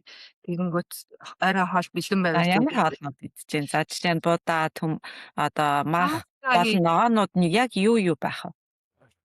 Пастаны Итали төрлийн хоол их иддэг. Паста нөгөө нэг улаан томатоны соостой тэгээд чизтэй тэгээд үхрийн махтай хоол их иддэг. Монгол хоолноос баяртай цай, ногоотой шил хайда цөмийн идэх дуртай. Тэгээд Америк хоолнууд их иддэг. Би нөгөө Америк нөхөртэй байхгүй юу? Тэгээд Америк хоолнууд их идэнэ. Америк хоол ч угаасаа дандаа нөгөө заримдаа бургер ч байд юм уу? Би бол хоттойг дургу. Гэхдээ хаяада бас нэг хоттой нэг тиймэрхүү сонио орой. Манайх ер нь жоохон ярьсан чи жоохон ирэл бас тийм байна. За тэгвэл одоо хоёлаа чинь ер нь бол дахиад канцерт автчихгүй гэдгээс prevention хийх шаардлагатай. Бүр ингээд тэ тэр одоо бодит зүйл. Тэгэхээр хаалтанда өөрчлөлт оруулнаа. За тэгээд миний асуух гээд байгаа зүйл нь ер нь одоо нөгөө хоолны пирамид гэж байсан л та. Тэр маань бол Америкт сая өөрчлөлт орсон. Чи тэрийг сонссон уу? Сонссон. Би өмнөөс хичээл сургуульд байхад хоолны пирамидын талаар үзсэн. Тэгээд тэр чинь бас ингээд хэд хэдэн жилд 10 жилийн дараа ч 20 жилийн дараа нэлээд өөрчлөгдсөн. Хэд хэдэн удаа өөрчлөгдсөн юм билээ шүү дээ. Хамгийн сүүлд өөрчлөгдсөний та нэг сайн тодруулаад өгч. Ингэсэн. Ерөнхийдөө бол маш олон жил ер нь бол энэ хоолны пирамид гэдэг зүйл нэх айхтар өөрчлөлт ороогүй. Багахан өөрчлөлтүүд орж явж байгаад сая JFK гээд тэр одоо Трампын засгийн газартай хамт гарч ирснээр дараа маш их өөрчлөлтүүд хийсний нэг нь болохоор тэр хоолны одоо пирамидыг өөрчилсөн байгаа. За тэгээд хуучин пирамидаар болохоор хамгийн ийм гурвалжин байгаа л да. Тэгээд хамгийн доод хэсэгт нь болохоор үр тариа. Тэгээд тэрний дараа тодорхой хэмжээний ногоо, тэгээд тодорхой хэмжээний мах, тэгээд тодорхой хэмжээний тос бүр хамгийн жижиг тийм байсан юм байсан. Тэгээд шинэ болохоор шал ондоо болсон. Юу вэ гэхээр суурь нь тэгэхээр протеин буюу уураг. За тэгээд дараагийнх нь болохоор ногоо, тэгээд тос. Тэгээд тос маань болохоор бүр юм жоохон байсан чинь тэрийг томруулсан. Одоо сайн төрлийн тос гэдэг юу. Тэгээ хамгийн дээдлэлт нь багахан хэмжээнд нь болохоор нөгөө нэг суур байсан үр тариа гэдэг карб гэдэг зүйл чинь багахан хэмжээнд дээр очсон. Өөрөөр хэлбэл энэ юу хэлээд байна гэхээр таны тавган дээр за ингээд нэг тавг байлаа те. Тавгны хэдэн хувь нь мах, хэдэн хувь нь ногоо, хэдэн хувь нь карб байна вэ? Ерөөсөө л нэг юм 3 л юм байгаа шүү дээ яг үндэ. Ингээл бид нар чинь хоол бэлтгэхлээр юу бэлтгэдэг вэ? Тийм л юм хийдэг те. За ингээд бүргэр байлаа гэхэд бүргэр нэг дээд дотлон голд нь мах тэгээд нэг жоох ногоо идэг. Тэгэл болоо те. Яг тэрнтэй ижилхэн яг одоо таних ямар вэ гэдгийг хүн болоо асаас инэ. Тэрэн дотор олонгууд монголчууд бидний хувьд юу гэдэг вэ гэхлээр ерөнхийдөө бол ихэнх нь мах тэгээд будаа. Тэгээд донд нэг цөөх хідэн ногоотой. Ер нь л тийм гэдэг. Тэгээд тэгэхээр энийг ер нь бүтцийг өөрчлөх хэрэгтэй. Яаж өөрчлөх вэ гэхээр ерөөсөө хамгийн түрүүнд инсулин резистент асуудалтай байгаа хүмүүс бол карбны хэсгийг чадвал 3-1-ийг үлдээгээд үлдснээ хас. Би бол шууд тийм. За тэгээд ахиухан мах юугаа одоо уурга идчихвэл яах вэ гэхлээр тийм их одоо ногоо идэх шаардлага байхгүй. Жишээ нөгөө будаа идээд авах шаардлага байхгүй бол. За тэгээ гэртээ идж байгаа будаага бод. Тэгэнгүүт ихэнх нь цагаан будаагаа.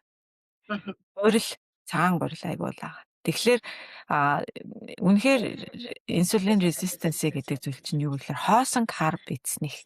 Өөрөөр хэлбэл тэр цагаан будаа чинь хоосон карб. Харьцын гаднах хэрэгтэй эслэг гэдэг харьцыг авцсан карб баггүй юу? Тэгээд цагаан гурил гэдэг чинь гаднах хэрэгтэй эслэгийг авцсан карб. За тэгэхээр энийг одоо гаднах нь харьцтай үр тариагаар солино. За тэхийн тулд гурилжин будаа ээж болж байна, хар будаа ээж болж байна, бор будаа ээж болж байна, оатмил ээж болж байна. Гэтэ би бол оатмил, бор будаа хоёрын төдийлөн дэмждэггүй хөө. Тийм төрлөө. Яагаад дэмждэг вэ гэхлээр оатмил болохоор Хятад болон Азийн орнуудад маш олон одоо эмчилгээний судалгаанууд донд болохоор айгүй тийм удаан шингэдэг төрлийн будаа болохоор дээрэс нь phytic acid гэдэг асидтай. Тэр phytic acid гэдэг асид яадаг вэ гэхлээр ерөөсөө юг нөгөө нэг micro trace элементүүдийг өөртөө шингэхийг шууд блоклдог. Тийм болохоор яах вэ гэхээр ерөнхийдөө өөр төрлийн будаа буюу шар будаа ээж болж байна, кинва бэж болж байна, гурилжин будаа ээж болж байна, юу бэж болж байна, барли бэж болж байна. Тийм ондоо будаануудаар хувиргаа. За тэр тусмаа бадам махадтай хүмүүст хар будаа маш сайн тардаг. Хар удааг бусад будаатай холиод агшингаад тэгээд хэрглэж ивэл хар удаа өөрөө бэгийн төрлийн амин дэмтэй. Дээрэс нь цусыг маш сайн төлжүүлж өгдөг, бөөрийн тамир маш сайн нэмж өгдөг. Тийм одоо эмчилгээнд хэрэгэлдэг эмийн ургамалд ордог. Тэгээд үр тариагаа. За тэгээд ямар ч байсан удаага нэлээд багцсан. За тэгээд мах идтэй хүмүүс ногоо хэрэгжилж ийн вэ гэдгийг анзаарах хэрэгтэй. Ногоон дунд болохоор манай монголчуудын хэрэгэлдэг зүйлч ерөөсөө л уун төмөс байцаа юу сонгоно гурвал дөрвөл байгаа шүү дээ. Тэгээ устдаа нэг хэрэгжилж мэддэг. За тийш энэ дээр олонгод өнгөтэй ногооноо тэр тусмаа хүрэн манжин. Үнэхээр сайн байдаг. За дээрэс нь гүн ногоон өнгийн ногоонууд махыг хэрэгэлдэг хүмүүст илэгний тэр халууныг арилгаж өгөөд маш айтайхан байдаг. Тийм болохоор ногоон өнгийн одоо брокколи, за дээрэс нь аспарагус, өөр кейл тэр гүн ногоон өнгийн ногоонуудыг хоолндоо хэрглэж сурах хэрэгтэй. Тэрийг салаад хэлбэрээр аль эсвэл хоол хэлбэрээр аль алиар нэмэх хэрэгтэй гэж зөвлөмөр байна. Хар будаа гэсэн чинь солонгос хүмүүс хийдэг гэдэг лээ тийм. Тэгвэл солонгост их хөтлөө байна да. Тийм хар будаа ер нь бол аваад тэгээ аюу гай үнэртэй тэр чин цаан будаатайгаа хойлж агшааж болно. Ондоо будаануудтай хойлоод агшааж болно. Тэгэхгүй бол дангаараа бас юу ер нь зөв нөгөө wild rice гэж яддаг ш тастай. Ер нь жоо удаа агшина. Тийм тэгээд нөгөө манай 14 хоногийн детокс хөтөлбөрт болохоор яг эднэраар би хоолны жорнууд гаргаж өгөөд тэгээ яг тэрийг тавтан хэрэглүүлдэг аахгүй. 14 хоног яг смутиг явна. 14 хоног яг хүрэн манжингаа хэрэглэн 14 хоног яг тэр гүн ногоон өнгийн ногоонуудыг өөр хоолноттой шүлтэй хоол болгож хэрэглэн. Тэгээд хэрэглээд ирэхлээр ийм хоолны санаа ээж болох юм байна, ийм байж болох юм байна гэд үн чинь нэг юу одоо ингээд хүн шүлтэй бол 14 хоног идэхлээр хотоод амар сайхан болдгийм байна. Эн чинь ингэдгийм байна гэд ингээд нэг яг өөр дээрээ мэдэрдэг аахгүй. Өөр дээрээ мэдэрсэн хүн чинь цаашаага болонгод юутай байдаг. Одоо нөгөө нэг өвдчлээ бол за шүлтэй олоо идэх хэрэгтэй юм байна. Одоо юу нөгөө нэг антиоксидант гэвэл за антиоксидант ийм төрлийн антиоксидант байж болох юм байна гэд тэднийг эргүүлээд хэрэглэх боломжтой гэсэн үг. Ойлголоо. Та сая энэ хоёр хөтөлбөрийн талаар ярьж байна. Одоо энэ 21 хоногийн хөтөлбөр нь явагдаж байгаа юм уу? Эсвэл явагдах байгаа юм уу? Тийм. Одоо болохоор манай Монголд явагдаж байгаа 21 хоногийн хадаад хамгаалах хөтөлбөр гэдээ явагдаж байгаа. Энэ маань болохоор яг ингээд тухайн хүний бие онцлогтод харуулад 21 хоногийн маш их эслэгтэй.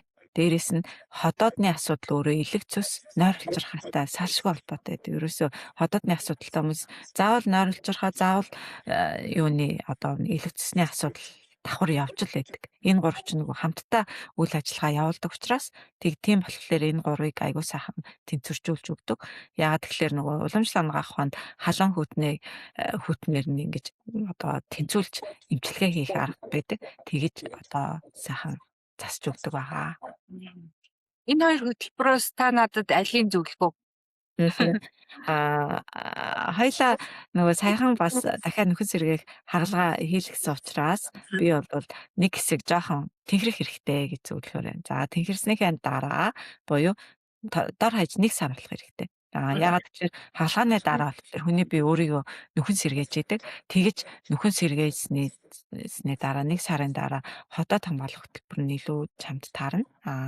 Яагаад гэвэл ер нь бол тэгээд яг детокс хөтөлбөрийг бид нар юу яадаг? Зөвхөн хавар амрын улиралд хийдэг. Яагаад тэгэхээр 100 болон өвлийн улирал бол хүмүүс детокс хийх ер нь бол шаардлагагүй. Яагаад тэгэхээр бидний нөгөө шар усны нөхсөв гэж яддаг. Тэр одоо ингээд энэ арсны дагав арсанд ингээд хаасайг байгаа. Тэр маань 100 болохоор бүгд онгоочдөг.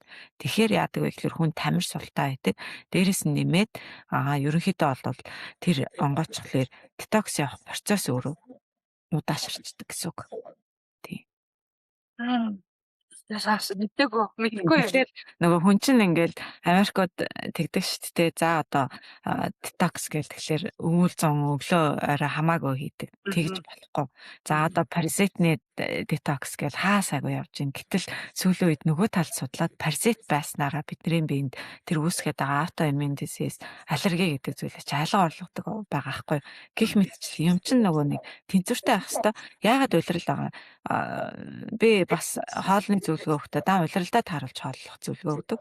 Яагаад тэгэхээр одоо өвөл бол маха сайн идэ. Хавар намар маха багсгаа 100 бүр чадвал мах хэрэглэхгүй аль болох одоо ногоо голдуу хэрэглүүл зүгээрээ. Тэгээд буцаад намар олонгууд юугаа одоо маха жоох ихсгээд өвөлдөө бол өдөртөө 2 удаа маха олоо заавал идэ. Өвөл бол тамир нэмэх ёстой. Өөрөөр хэлбэл амьдралд чинь детоксин гэж нэг зүйл байхад нөгөө талд regeneration буюу шимжүүлэх гэдэг зүйл байдаг. Биеийг хоргожүүл нөгөө талд шимжүүлнэ.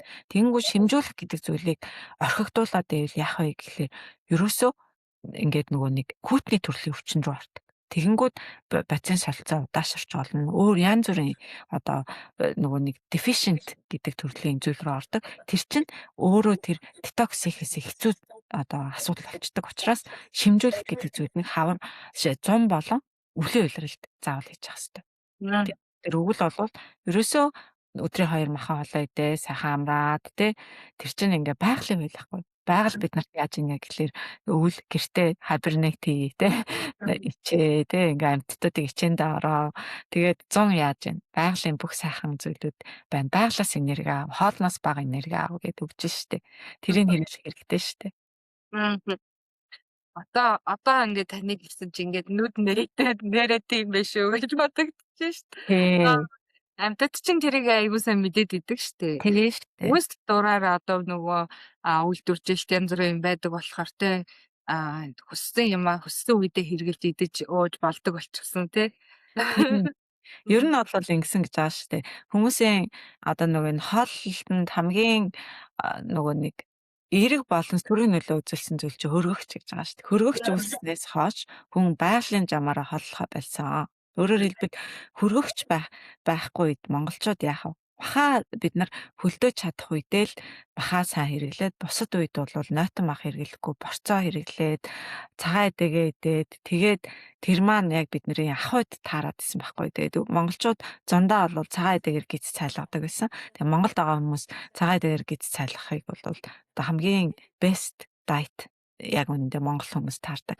Тэгээд Америкч гэсэн би зуны улиралд бол цагаан эдэгээр гиз цайлгалдаг. Гэхдээ нөгөө нэг тодорхой хайрцангуй эрүүл хүмүүс хийн. Тэгэхгүй болвол яадаг вэ гэхээр Америк цагаан эдэж байгаа хасалтай. Нэг яг pasteurize хийж байгаа гэд айгүй chemical-аар pasteurize хийх юм билээ. Тэрнээс иш зүгээр монголчууд ч нөгөө нэг хөөрүүлээл pasteurize хийдэг шүү дээ. Тэгэнгүүт хийдэг юм байна. Харин тийм Монголд очихоор сүү амир гоё амттай санагдаад Тийм шаал ондоо. Тэр чинь ягаад гэхээр ашигтай бактери ихтэй байгаад байгаа. Тэр одоо хойно гэхэд чинь 80 төрлийн эмийн ургамал иддэг байгаа байхгүй юу? Одоо 100 ингээд бэлчээрт гарахлаарэ үхэр гэхэд 30 төрлийн өвс ургамлыг идтгээ. Тэрэн донд нь эмийн ургамал. Тэгээд тэр эмийн ургамлуудыг өөрийнхөө мах болон сүүндээ шингээдсэн зүйлийг бид нар ууж идэж хэрглэж байгаа болохоор үнэхээр азтай. Тэгэнгүүт энэ тэх болохоор дандаа нөгөө нэг төрлийн ургамал идэж байгаа. Тэгэхээр ерөөсөө сүү олонгууд яг үндэ корнор тэжээсэн малын сүү учраас корны одоо нэг төрлийн одоо хувиргасан сүү бид нар хэрэглээд байгаа байхгүй. Одоо яг тэр чин нөгөө нэг юм баримтат кино үзэж яг харагдчихсан байхгүй нөө фермерээр яаж хөрнүүдээ өсгөж байгаа. Ингээд хооллож байгаа эдгээр юм харахаар эсвэл бол нөгөө дахиануудаа яаж өсгөж байгаа ч гэдэг юм тий. Тэгэхээр тийм юмыг идэхээр яаж би энд шингэхүүтэй гэд одоо ингээд бодогдоод л байгаа. Гэхдээ тэгээд ихөө идэхгүй бай гэхээр бас юу идэх вэ?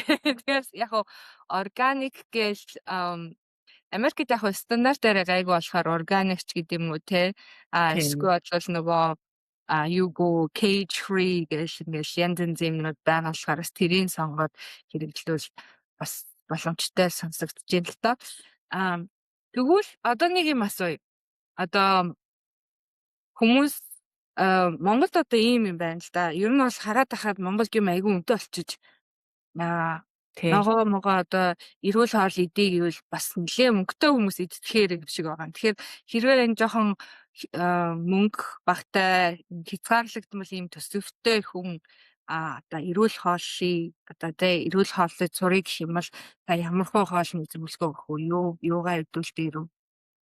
За тэгвэл ерөнхийдөө бол юу байгаа? Ерөөсөө Монголын уламжлалт хоол. За тэр маань юу вэ гэхээр өвөлдөө аль болох махаа хэрэглээд сайхан тэр нөгөө зэрлэг жимснүүдээ бүгдийг нь хөлдөөгөөд хадгалчих хэрэгтэй. Одоо нөгөө нэрс, айнс те тэднэраараа смутигээ хийгээд уучих хэрэгтэй. За тэгээд дээрэс нь ерөнхийдөө бол нөгөө нэг ногоонууд дундаа нэх олон төрлийн биш. Цөөхөн идэн одоо яг өөрсдийнхөө хэмжээнд хэрэгэлдэг ногоонуудтай болох хэрэгтэй. Энэ дээр болохоор би одоо жишээ нь гүн ногоон өнгөтэй ногоо Монголд тийм олон биш шүү дээ. Тэнгүүд яах вэ гэхээр байцаа хийж болно ш. Байцаа хангалттай байдаг. Байцаагаа сайхан дараад авчиж болж гин. За дээрэс нь байцаануудаа нэг доор те луун байна. Луун бол бета каротин буюу нарийн гидсэнд одоо хоодыг шимэгдүүлэх маш одоо тэгээ Монголын хөрсөн дээр ургасан луун болоод энгийн тэр хятад луунгууд шаал ондоо тэднэрийг хадгалаад хөрөн манжангаа жилдээ нэг хангалттай хадгалаад авчих. Тэгэл тэднэрийг ургац гаргахлаар тэгээ тэднэрийг байнга хэрэгэл муутахгүй хадгалж сур. Тэгэл одоо тэрийг хэрэглэн шүү дээ. Өөр яалтаа гэлээ тийм биз. Тэгээд их боломжтой шүү дээ. Тэгээд Монголд ч айгүй гоё тийм бэлчээрийн хөдөөний сайхан махнуудаа найдвартай хүнээс нь аваад тэгэхгүй бол Монголд бас асуудалтай юм билэ. Яагаад гэвэл хүнсний аюулгүй байдал гэдэгтэй холбоотой нөгөө тэр зах дээр Махчаа жил зардаг юм чи маха фреш харагдуулах бодис цацдаг гинэ. Тэгээд тэр бодиснууд нь яг үнэндээ нөгөө нэг морг энтерт болонгод хүнийг одоо юмыг удаан хадгалахын тулд цацдаг зүйлийг цацчихдаг аах. Тийм. Тэгээд тэрийг одоо мэрэгжлийн хяналтынхаа энэ төр бол бараг мэдсэн ч мэдээгүй ч гэдэг ч юм уу. Ямар ч хэсэн тийм асуудал байдаг гэсэн шүү. Тийм болохоор махыг одоо нөгөө худалдаанаас авах энэ төр дээр айгүй болгоомжтой байх хэрэгтэй. Тэгээд дээрэс нь ер нь бол нөгөө нэг уламжлалт аргаараа хамаатан саднаасаа нөгөө мах яадаг штэ. Жилдээ нэг нөгөө нэг яана гэж хэлдэг лээ. Эдэш бэлдэн. Тэгээд жишээ бэлдээ. Тэгээд л хэрэгэлцэн дээр штэ. Аха. Ойлголоо. Одоо надад ингээд тулгарч байгаа асуудлын бас нэг юм нь юу гэхээр одоо манай охин жишээлбэл юу яадаг? Ногоо ерөөсөө иддэг. Бүр ингээд ногоо идүүлэх бол одоо миний хувьд миш нэг аахгүй юу? Тэр чинь хэцээч надад ч гэсэн тийм асуудал байна. Яг үнэндээ. Тийм. Гэхдээ ингээ манай хүүхэд ногоо идэхгүй мөртлөө махан тусдаггүй. Тэгээд юугаар хаалж ийн гэхээр өсөл миний хамгийн ингээд guilty байдаг юм юу гэхээр нөгөө айгүй их carbohydrate одоо будаа шиддэг. Тэгээ будаатай хоол анзаараад байхад будаатай хоол эсвэл пастануудыг айгүй хийдэг байхгүй юу? Тэгээд идүүл цагаан мах өргөлийн бүр тийм бүр ингээд багаас нь л уг нь Монгол хүүхэд юм чинь ингээл те бантан хийгээл одоо үхрийн махаар ингээ хоньны махаар боолонд оруулсан байгаа штэ. Тэгэхэд манай хүүхэд багаас л энэ мах идэж чаддгүй байсан. Тэгээд сүүлд ингээ судлаад байхнаа ер нь жоохон цус багтай хүүхдүүд тиймэрхүү байх тохиолдол байдаг гэж би сонссон. Үнэн үгүйг танаас асууя. Тэгээд яаж нэг жоохон ногоонд оруулах уу? Эрүүл хоолойд зоргох вэ? За одоо ногоонд оруулахын тэр бол ястаа ер нь бол хэцүү. Одоо би ч гэсэн яг үндэ тийм асуудалтай. Манайхан ногоо л одоо идэхгүй байна. Тэгээд ногоогийн юугаар яадаг л өдөрт нэг алим л идүүлдэг. Өөрөөр хэлбэл алим өөрөө нөгөө нэг алим идээд байхад докторт очихгүй гэж ярьдаг шүү дээ. Яг тэрэндээ ажиллах нөгөө антиоксидант, амино асид нь айгуу сайн байдаг. За дээрэс нь ер нь цус багталтай. Дээрэс нь цагаан мах иддэг хүмүүс угаасаа цус багталтай ах магадлал айгүй өндөртэй байдаг. Тийм байдаг болохоор жилдээ нөгөө annual check хийлгэхдээ цус багталт байна уугүй гэдгийг мэдэх хэрэгтэй. За үнэхээр байвал олонгууд яах вэ гэхээр уул нь гүн ногоо өнгийн ногоотой тийм нөгөө одоо нунтагнууд байдаг. Тийм нунтгуудыг пил хэлбэрээр аль эсвэл капсул хэлбэрээр тодорхой хэмжээнд өгч олно.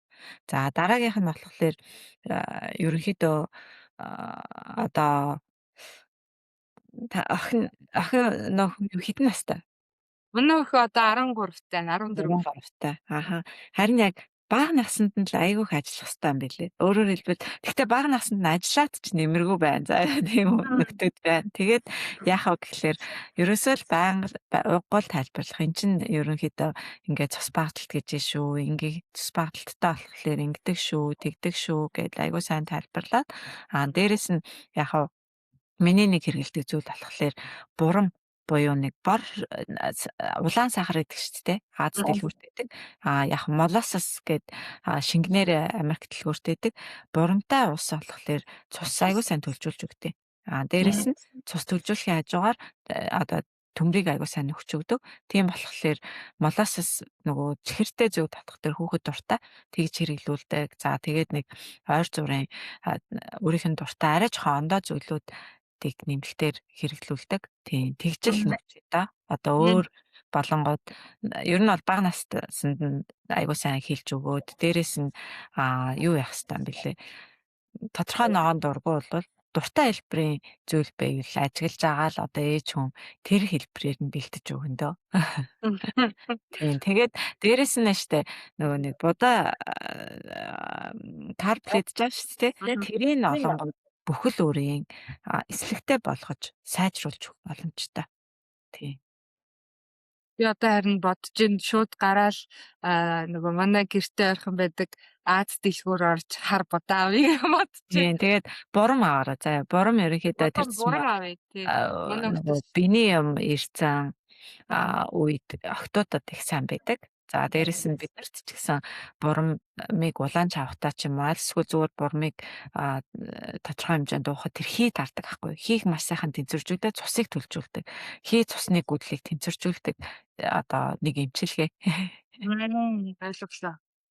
Тийм нөгөө нэг би ингээд чихэртэй юм хөхтэй айгу ингээд guilty Хайгаад өгмөргүй байгаад байдаг аахгүй юу.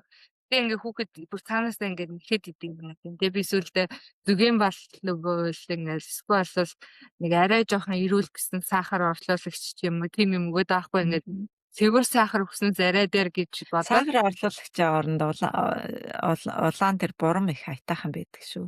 Тэр одоо олон мянган жил уламжлалт авах ханд эмгтээчүүдэд хэрэгэлсэн. Ягаад тэгэхээр эмгтээчүүд өөрөө нөгөө угаасаа хий цусны гүйдэл гэдэг зүйл биений юм эрэхтэй холбоотой алдагддаг. Тэр үед ингээд үнэхээр цастдаг нь одоо олон мянган жилийн түүхтэй зүйл байгаа. Баярлалаа. Стоми надад бол айгүй хэрэгтэй юм байна. Тэгээд өсвөр насны хүүхдүүд одоо ер нь бол жоохон угаасаа нэг удаа цусны шинжилгээ өгч үзэхэд бол ер нь бол төмөр багтай гарсан баггүй юу? Ер нь iron deficiency нөгөө байх хэмжээнээс бага байсан. Тэгээд би өөрөө нөгөө төмөр багтаахгүй юу? Тэгээд ингээд баян юм гар хөл хүүтэн тэгээд юм шилтэй байж идэг. Тэгээд тэрийг яг манай хүүхэд авсан байхгүй юу? Тас харин тэр ер нь бол гар хөл хүүтэн чихтэй байна гэдэг цусны эргэлт хангалттай биш байна. Дээрэс нь нэмээд ер нь хаван байна гэсэн үг. Тий. Одоо жишээ нь тий. Миний гар хөл амар халуун байдаг. Баян халуун байдаг. Тэгээд би тэгсэн мөртлөө даардаг хүн. Өөрөөр хэлбэл яа дараад идэг вэ гэхээр нөгөө халуундаа сорцсон. Халуун биш олонгоо тохгүй болоод идэг байхгүй. Тэгэнгүүт тэрнээс биш яг нөгөө гар маань баян халуун байдаг. Тэгээд яг нөгөө нэг юм чихтэй гар хөл бол угаасаа олон жил онгох хаана liver chi stagnation буюу юуны илэгний чигийн эргэлт цогшонголт гэж ярьдаг. Тий. Угаасаа нэг төрлийн оншилтоо. Тийм үү. Тэрийг одоо хөдөлгөөн сайн хийх ёстой гэсэн үг үү? Хөдөлгөөн хийвэл тодорхой хөдөлгөөн хийн. Тэгээд тодорхой эмийн оромлуудыг нэмэлтээр хэрэгжилж иж одоо арилна. Тэгэхгүй бол ганц хөдөлгөөнөөр арилахгүй. Тий. Эмийн оромлыг хэрэглэх хэрэгтэй. Тэгээд ерөнхийдөө нөгөө нэг cancer treatment-ийн дараа эмийн оромл хэрэглэх нь дахиж нэлээд ач холбогдолтой. За ямар ач холбогдолтой гэхээр хамгийн ихэнд болохоор би чинь нөхөн сэргээлтийг сайжруулна. Дээрэс нь дахин канцер дахиж давтахгүй байхаас урьдчилан сэргийлдэг. Тийм болохоор яг энэ үед болохоор эмийн ургамал, дээрэс нь нэмээд natural одоо төрөл бүрийн remedy-г аргуудыг суралцаж аваад өөрийнхөө хэмжээнд хэрэглэх хэрэгтэй. Тэгэхгүй бол ганцхан одоо allopathic medicine буюу энэ одоо нэг western medicine-аар явхлаар энэ бол учир дутагдaltaй байдаг. Хамгийн гол нь тэр нөхөн сэргээлт талд нь бол ер нь бол байгалийн аргаарх эмчилгээ, уламжлалттай эмчилгээнүүд үнэхээр үр дүнтэй байдаг шүү. Харин би Америкт бол үнэхээр тэр тал дээр муу санагдсан. Яг тэгэхээр одоо жишээлбэл би эхлээд бол сар болгон дараа нь 2 сар одоо би ингээд 6 сард нэг удаа ингээд эмчтэй үзүүлдэг байхгүй юу? Тэгэнгүүт эмч зүгээр л ингээд за юу байна? За би чи яаж ийн гэж ийн за өөр байна уу? Тэгэл би юм байна, тийм байна, асуулт асуу. It's okay. Бүх юм зүгээр. Тэгэл ингээ явуулцдаг. Тэгэл одоо жишээлбэл би яаж одоо өөрийгөө нөхөн төлжүүлэх юм те? Яаж одоо ингээ өөрийгөө хамгаалах юм тэр дараа дахиж ингээ давтахгүй одоо дахиж хавдар маань ингээ канцер гахгүй одоо сэргийлэх хэрэгтэй гэдгийг ингээ мэдгүй л яваад байгаа байхгүй юу? Тэгэнгүүт таныг одоо ингээ хилэнгүүт би Эндээ эртээ нөгөө нэг юм дээр Монгол эмэгтэйчүүдийн уулзалтан дээр ингээд таарад тэгсэн чи та намайг халгаатай цай уулсан гэдгсэн байхгүй. Тий. Тэгээд би ууж байгаа. Сайн байна. Халгаатай тэгээд нөгөө таны administration-аас авсан цахгүй гэдгсэн чи халгаа тэгээд дахиад өөр юм нуттай байсан. Тийм юм байсан. Тэгээд тийм цай ууж байгаа. Тэгээд их өвөрмөц амттай юм билэ. Тий. Хаалгаа чинь айгүй чухал юун чухал вэ гэхлээр ер нь болвол radiation therapy буюу яг тэрний дараа болвол цусыг түлжүүлэх үйлчилгээтэй. Тэгээд хаалгаанд маш их одоо iron болон бусад нөгөө нэг төмөр болон бусад эрдэсүүд маш ихээр байдаг. Маш тийм тэмцээллэг ургамлахгүй юу. Тэгээд энэ олонгод ер нь болвол цусыг маш сайхан түлжүүлж өгдөг. Тийм болохоор ер нь болвол хятадын уламжлалт анагаах ухаанд болохоор цусны тоник гэж нэрлэдэг. Монгол уламжлалт анагаах ухаанд бол хаалгааг бол хаасаагүй байдаг хинч одоо л хэрэгжилж болохоор оргон шүү дээ тий. Тэгээд Монголд бол Монголын хаалгаа одоо яг нөгөө бэби хаалгаанууд гарч байгаа үе яг одоо хаалгааг сайхан бэлтгэсэн хаалгаануудаа аваад одоо хаалгааны хуушураа хийж идэх хэрэгтэй. Дээрэс нь хаалгаагаараа цаагаа хийж явах хэрэгтэй. Дээрэс нь шүлэн дотор цацаад хэрэглэжтэй шүү дээ. Тэгээд надаа нэрээ юу яасан шүү. Энэ жилийн шинэ ургацын цөөхөн хаалгаа ирсэн байгаа. Тэгээ яг нунтгаар нь авахаар бол хэлээрээ за. Тэгээд би нөгөө төрснийхэн дараа 2-3 сар ерөөсөө л шүлтэй хаад идэх болгондоо ийм хагас халбаг халгаа хоолн дотроо игээд идчихдэг аахгүй. Тэгэнгүүт ус унахгүй. Бүрст амар гоё. Тийм үү? Тий. Одоо миний ус унаад байгаа байхгүй юу? Уг нь би хим имчилгээнд хийлгээгүй. Гэхдээ миний ус унаад байгаа. Тэгээд гэсэн чинь ганцхан миний ус унаагүй. Манай охины усаас айгу унаад. Тэгээд би гээд яг хуу хэрэгжилж байгаа юм одоо шампунаас сольж үзээл ус ургуулахын янз бүрийн нөгөө rosemary-тэй цаслага эднэр авч хэрэглэдэг гэсэн чинь энийг халгаа гэдээ ирсэн чинь Тэгээд ерөнхийдөө хавдрын үед болон хавдрын дараа хэрэглэдэг хоёр одоо зөвхөн миний яг ингээд практик дээр хэрэглээд үр дүн үзүүлж байгаа хоёр юм ургамлаа. Нэг нь халгаа байгаа, нөгөөх нь болохоор Монгол хунчир буюу англиар astragalus гэж байгаа. Хунчир болохоор яг нөгөө нэг тархлааг айгуу сайжруулад бөөрийн тамирыг нэмэгдүүлдэг. Яагаад тэгэхээр альва одоо өвчин үүссний дараа тэрийг нөхөн төлжүүлж тэрнтэй тэмцэхийн тулд бидний бөөрийн дээд булчирхаагаас тэг кортизол гээд дааврыг одоо тэнцвэржүүлэх тэр дааврыг хэрэгтэй үед нь сайн ялгаруулж өгөх тэр зүйл чинь бэжээ. Тэгэхээр хунчир бол ер нь яг ийм хавдрын дараах эмчилгээнд айгүй хэрэгэлдэг. Яагаад тэгэхээр нөгөө нэг тархлааны эмнүүдтэй юу яахгүйгээр контрактив буюу хит харьцлахгүйгээр үйлчлэгээ үзүүлдэг нь тодорхой. Тэгээд хятад юунд Солонгос, Японд бол хунчрыг яг нөгөө нэг иммунотерапигийн янз бүрийн эмнүүдтэй хамт хэрэглэхэд аюулгүй гэдгийг мэдсэн болохоор байнга хэрэглэдэг баг. Тийм үү.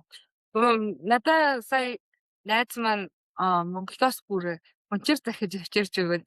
Сайн биш үү. Тийм хунчир хэрэг байгаа. Тэгээд би тэгтээ бас нөгөө нэг яг яаж хэрэглэхээ мэдэхгүй байна. За ингэж хэрэглэнэ. Нэгдүгээр шүлтэй олон дотор чанд хэрэглэнэ.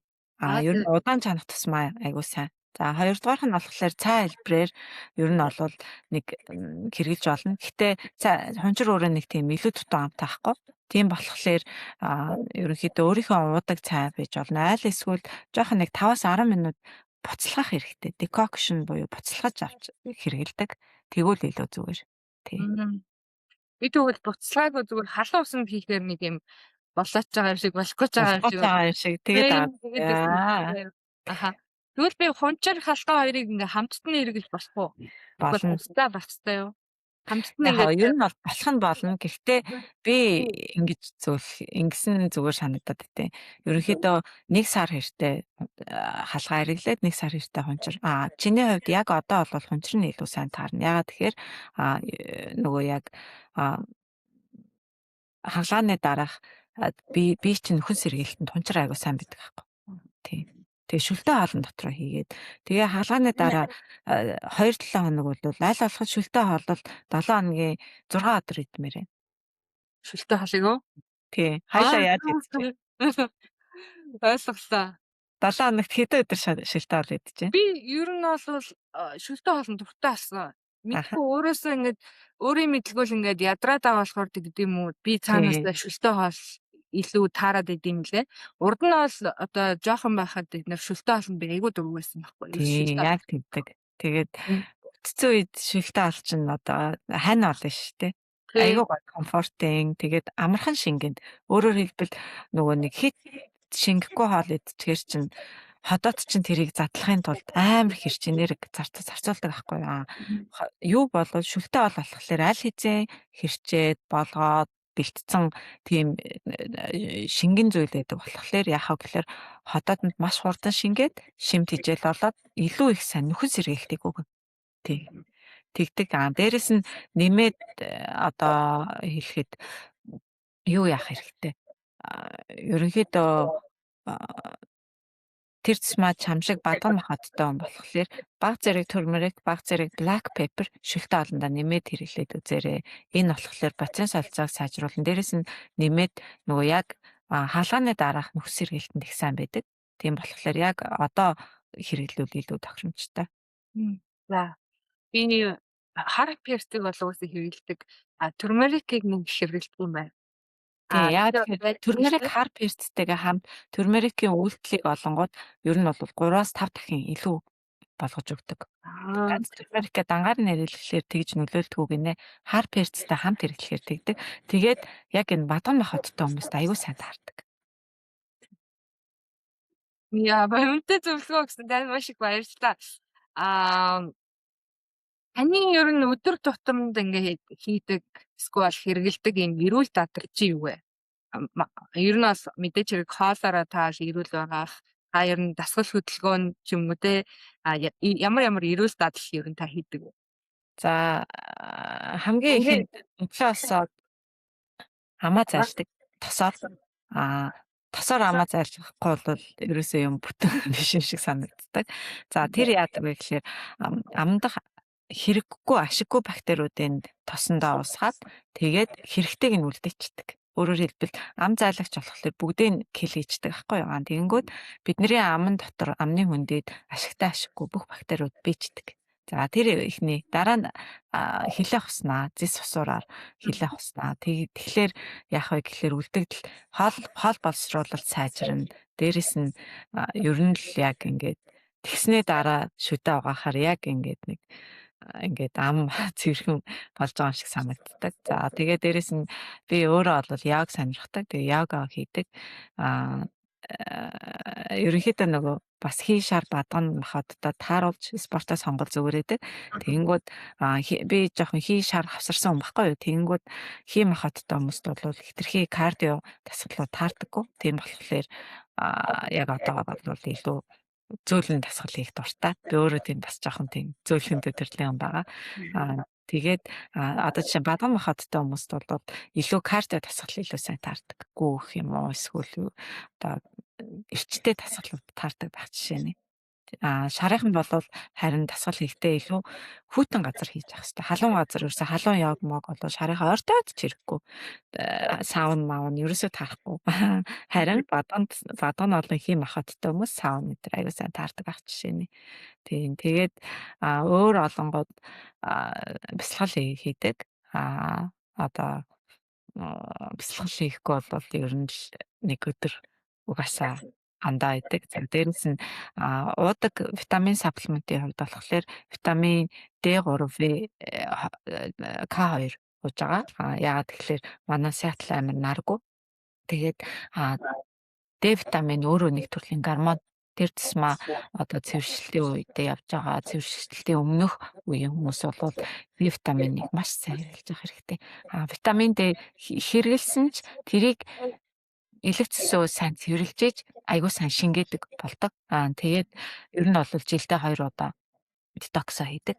Тэгээд ерөөсөө яг нэг ингээд нөгөө гэрээ бид нэр их цэвэрлэгээ хийдэг штэ жилдээ нэг удаа өдөр тутамдаа цэвэрсэн ч яг үнэндээ их цэвэрлэхээр аймхан гарч ирдэг штэ яг тэр шиг байдаг. Тийм болохоор элэг цэс цэвэрлэх гэдэг бол урт наслах, эрүүл амьдрах бас нэг айгуу чухал одоо зуршил байгаа. Тэгээд надтай хамт одоо сүүлийн 5-6 жил Америкт ингээд жил болгон элэг цэс угаа сурцсан хүмүүс зөндөө байгаа. Тэгээд яагаад гэвэл үнэхээр одоо ондоо идэг. Тэгээд тийм болохоор яг ингээд нэг жилийн эмчилгээгээ хийх зэв шиг нэг тийм сайхан мэдрэмж авдаг.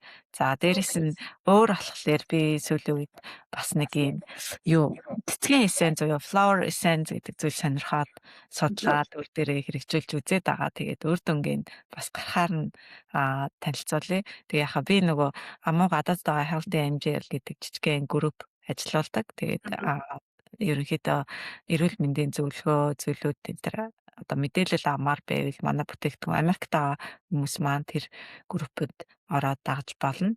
Тэгээ сүүлийн үед жоохон зөвлөгөө энэ төр оруулахгүй байгаа. Тэгээ оруулах чинь хамгийн гол нөгөө хүн болгоны биеийн онцлог ондоо болохоор ингээд зөвтчихгүй буруутчихгүй гэдэг нэг тийм бас бодол байгаад за ер нь хүн ондоо шүү л гэж хэлдэг хэвээрэл байна да. Яг тийм байна те. Одоо жишээлбэл одоо хийшаар бадуун гэдгээсээ эхлүүлээд хэмжээ өөр байгаад байна. Хаана амьдарч байгаагаасаа эхлүүлээд ууж байгаа юм өөр байх болчиход байна шүү дээ. Тийм. Тэр тусмаа одоо Атланта ч айгу халуун газар. Тэр халуун газар болонгууд хүмүүсийн одоо зүрхний үйл ажиллагаа нэлээд ачаалттай байдаг. Тийм болохоор ер нь бол илүү хөнгөн зүйл идэж ууж байвал нөгөө талд болохоор бас зүрхэнд сайн эмийн оромлуудыг тодорхой хэмжээнд хэрэгжилж ивэл их зүгээр байдаг. Халуун газрын хүмүүс чинь тийм байдаг. Тийм. Тэгэнгүүт манай энд хүүтэн ийм чихтэй газар бол бас нэг ондоо. Тийм. Тэгээд Монголд бол эрсдэс хуурай авар амьсгалтай газар бол хуурай шуулдаг төрлийн одоо жишээ нь турмерик энтер бол нэг тийм таарахгүй. Тэрний оронд олонгууд яах вэ гэхээр илүү одоо яг тэр мах тос сайтай зүйлүүдээ хэрэгжилжсэн хамаагүй дээр байдаг. Ойлголоо. Биднээс сая юм асуух юмарчлаа байх. Одоо ер нь бол та детоксыг хавар болон намар хийдэг гэдгсэн шүү дээ тий. Тэгэхээр одоо хавар гэхээр намар гэхээр одоо 9 сараас 10 сараас хийм гэсэн үг үү? Тий. Ер нь 8 сарын дундаас 9 сараас хойш юм. Тийм болохоор детокс сонирхож байгаа хүмүүс маань 9 сараас холбогдоорой. Яг одоо бол илүү байглаас энерги авах хэрэгтэй. Одоо нарнаас, юунаас, уснаас, элснээс тэр тусмаа одоо бөөрийн үйл ажиллагаа султай тийм хүмүүс бол элсэн дээр халуун элсэн дээр хэвтэх бол үнэхээр сайн эмчилгээ байдаг. Тэгээд бөөрийн одоо манай Монголд байдаг элсэн эмчилгээний сувиллууд байдаг. Тэд нар бол яг зуны улирал ер нь бол тэгж хийх хэрэгтэй. Дээрээс нь зуны улирал болохоор илүү хөнгөн хооллоод цагаан идэ нэс уурга аваад тэгж хоолсон илүү үр дүнтэй байдаг. Дээрээс нь зуны улирал улаан өнгийн жимсгнүүд айгуу тохиромжтой байдаг. Тэгэхээр raspberry, watermelon cherry зэрэг улаан жимсүүд гарчдаг шүү дээ. Тэднийг энэ зуны улиралд илүү төлхөө хэрэглээрээ. Fasting-ийг та юу гэж зөвлөх үү? Нөгөө Fasting бадуун махадтай хүмүүст маш сайн таардаг. Дээрээс нь fasting-ийг болохоор өөрийнхөө бие онцлог тааруулаад дээрээс нь ер нь нөгөө нэг бас биенийхээ юмыг мөчлөгт тааруулаад хийвлэх зүгээр санагдсан. Яг нөгөө нэг би болохоор шинэ 15 нэг өдөр фастинг хийдэг, ондоо нэг хийдэггүй. Бас одоо зүгээр өөр өөрсдийнхээ ихтгэл үнэмшлэр бол фастинг хийж авах хэрэгтэй. Тодорхой хэмжээнд. Яагаад тэгэхээр яг үнэндээ одоо бид нар too much stuff амар юм идэж байгаа тэрнээсээ болоод илүүдлээс болоод тэгсэн мөртлөө давхар дутагдлаас болоод тэгдэг. Одоо орчин цагт байгаа бас нэг зүйл бол минералын дутагдал. Минералын дутагдлыг хамгийн сайн нөхдөг зүйл чинь баргшуун гэдэг Монгол баргшуун. Одоо манай амууд дээр шилажит гэдэг бүтээгдэхүүнүүд байгаа. Эднэр болохоор үнэхээр одоо нөгөө нэг айгүйх юм идээд байдаг. Тэгсэн мөртлөө идэж байгаа зүйлүүд нь хоосон. Шимт хижээл болохгүй. Яг өөрт хэрэгтэй байгаа нөгөө нэг төмөр, цайр, магний, потасиум тэрийг авч чадахгүй байна. Тэрийг нөхөх зүйл бол бас баргшуун байдаг. Баргшууныг тодорхой хэмжээнд өөртөө тааруулаад сайхан хэрэгж сурах хэрэгтэй. Тийм. Тэгээд хитрхээ тийм хоосон карб хэрэглэж ахаар ер нь бол фастинг хийгээд 1-2 хоног дээрээс нь фастинг гэхлээр юу ч хийдэггүй байх биш. Харин зарим нэг одоо шөлөөр фастинг хийж болно. Зөвхөн ясны шөп өдөржингөө уугаад аль эсвэл зөвхөн нэг төрлийн ганц өдөр юм уу 2 өдөр багахан хэмжээний ногоотой шөл өөр илүү дутуу бах энтер хийхгүйгээр тэгж фастинг хийж болно. Зөвхөн жимс идээд фастинг хийж болно. Гэх мэт аюу олон төрлийн фастингууд байж болно шүү дээ. Мгм. Би бол тэр нөгөө juiceтэй фастинг хийж үзчихсэн юм байна. Мгм. Тэгээд бол би бол нэлээд сайн хөнгөрч исэн санагдаж байна. Тэр нөгөө шилажит тэр барагшуун гэдэг гэж штэ тэ би бас Монголд мэдхийн нэг юм үрэл шиг ийм харанхтай тэгээд ер нь бол яс мас гэмцэн хүмүүс хэрэглээд байдгийг л мэдхийн. Тэгээд сая шилажит гэдгсэн чинь нэг ийм сонин ийм давирхай шиг юм шиг ийм шингэхэн байх шиг байсан. Тэрийг яаж хэрэглэдэг юм?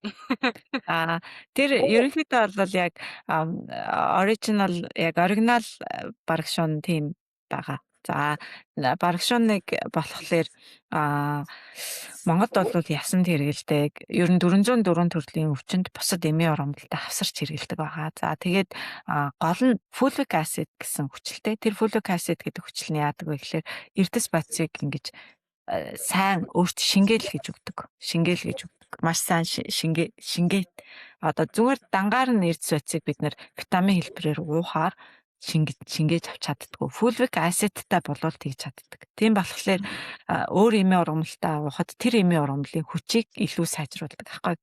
За тэгээд ерөнхийдөө бол 85 төрлийн эрдэс бодистой маш одоо Америк болон одоо Европт бол сүүлийн үед авих модонд ороод байгаа. Юунд вэ гэхээр эрдэс нөхдөг гэдгээрээ модонд ороод байгаа.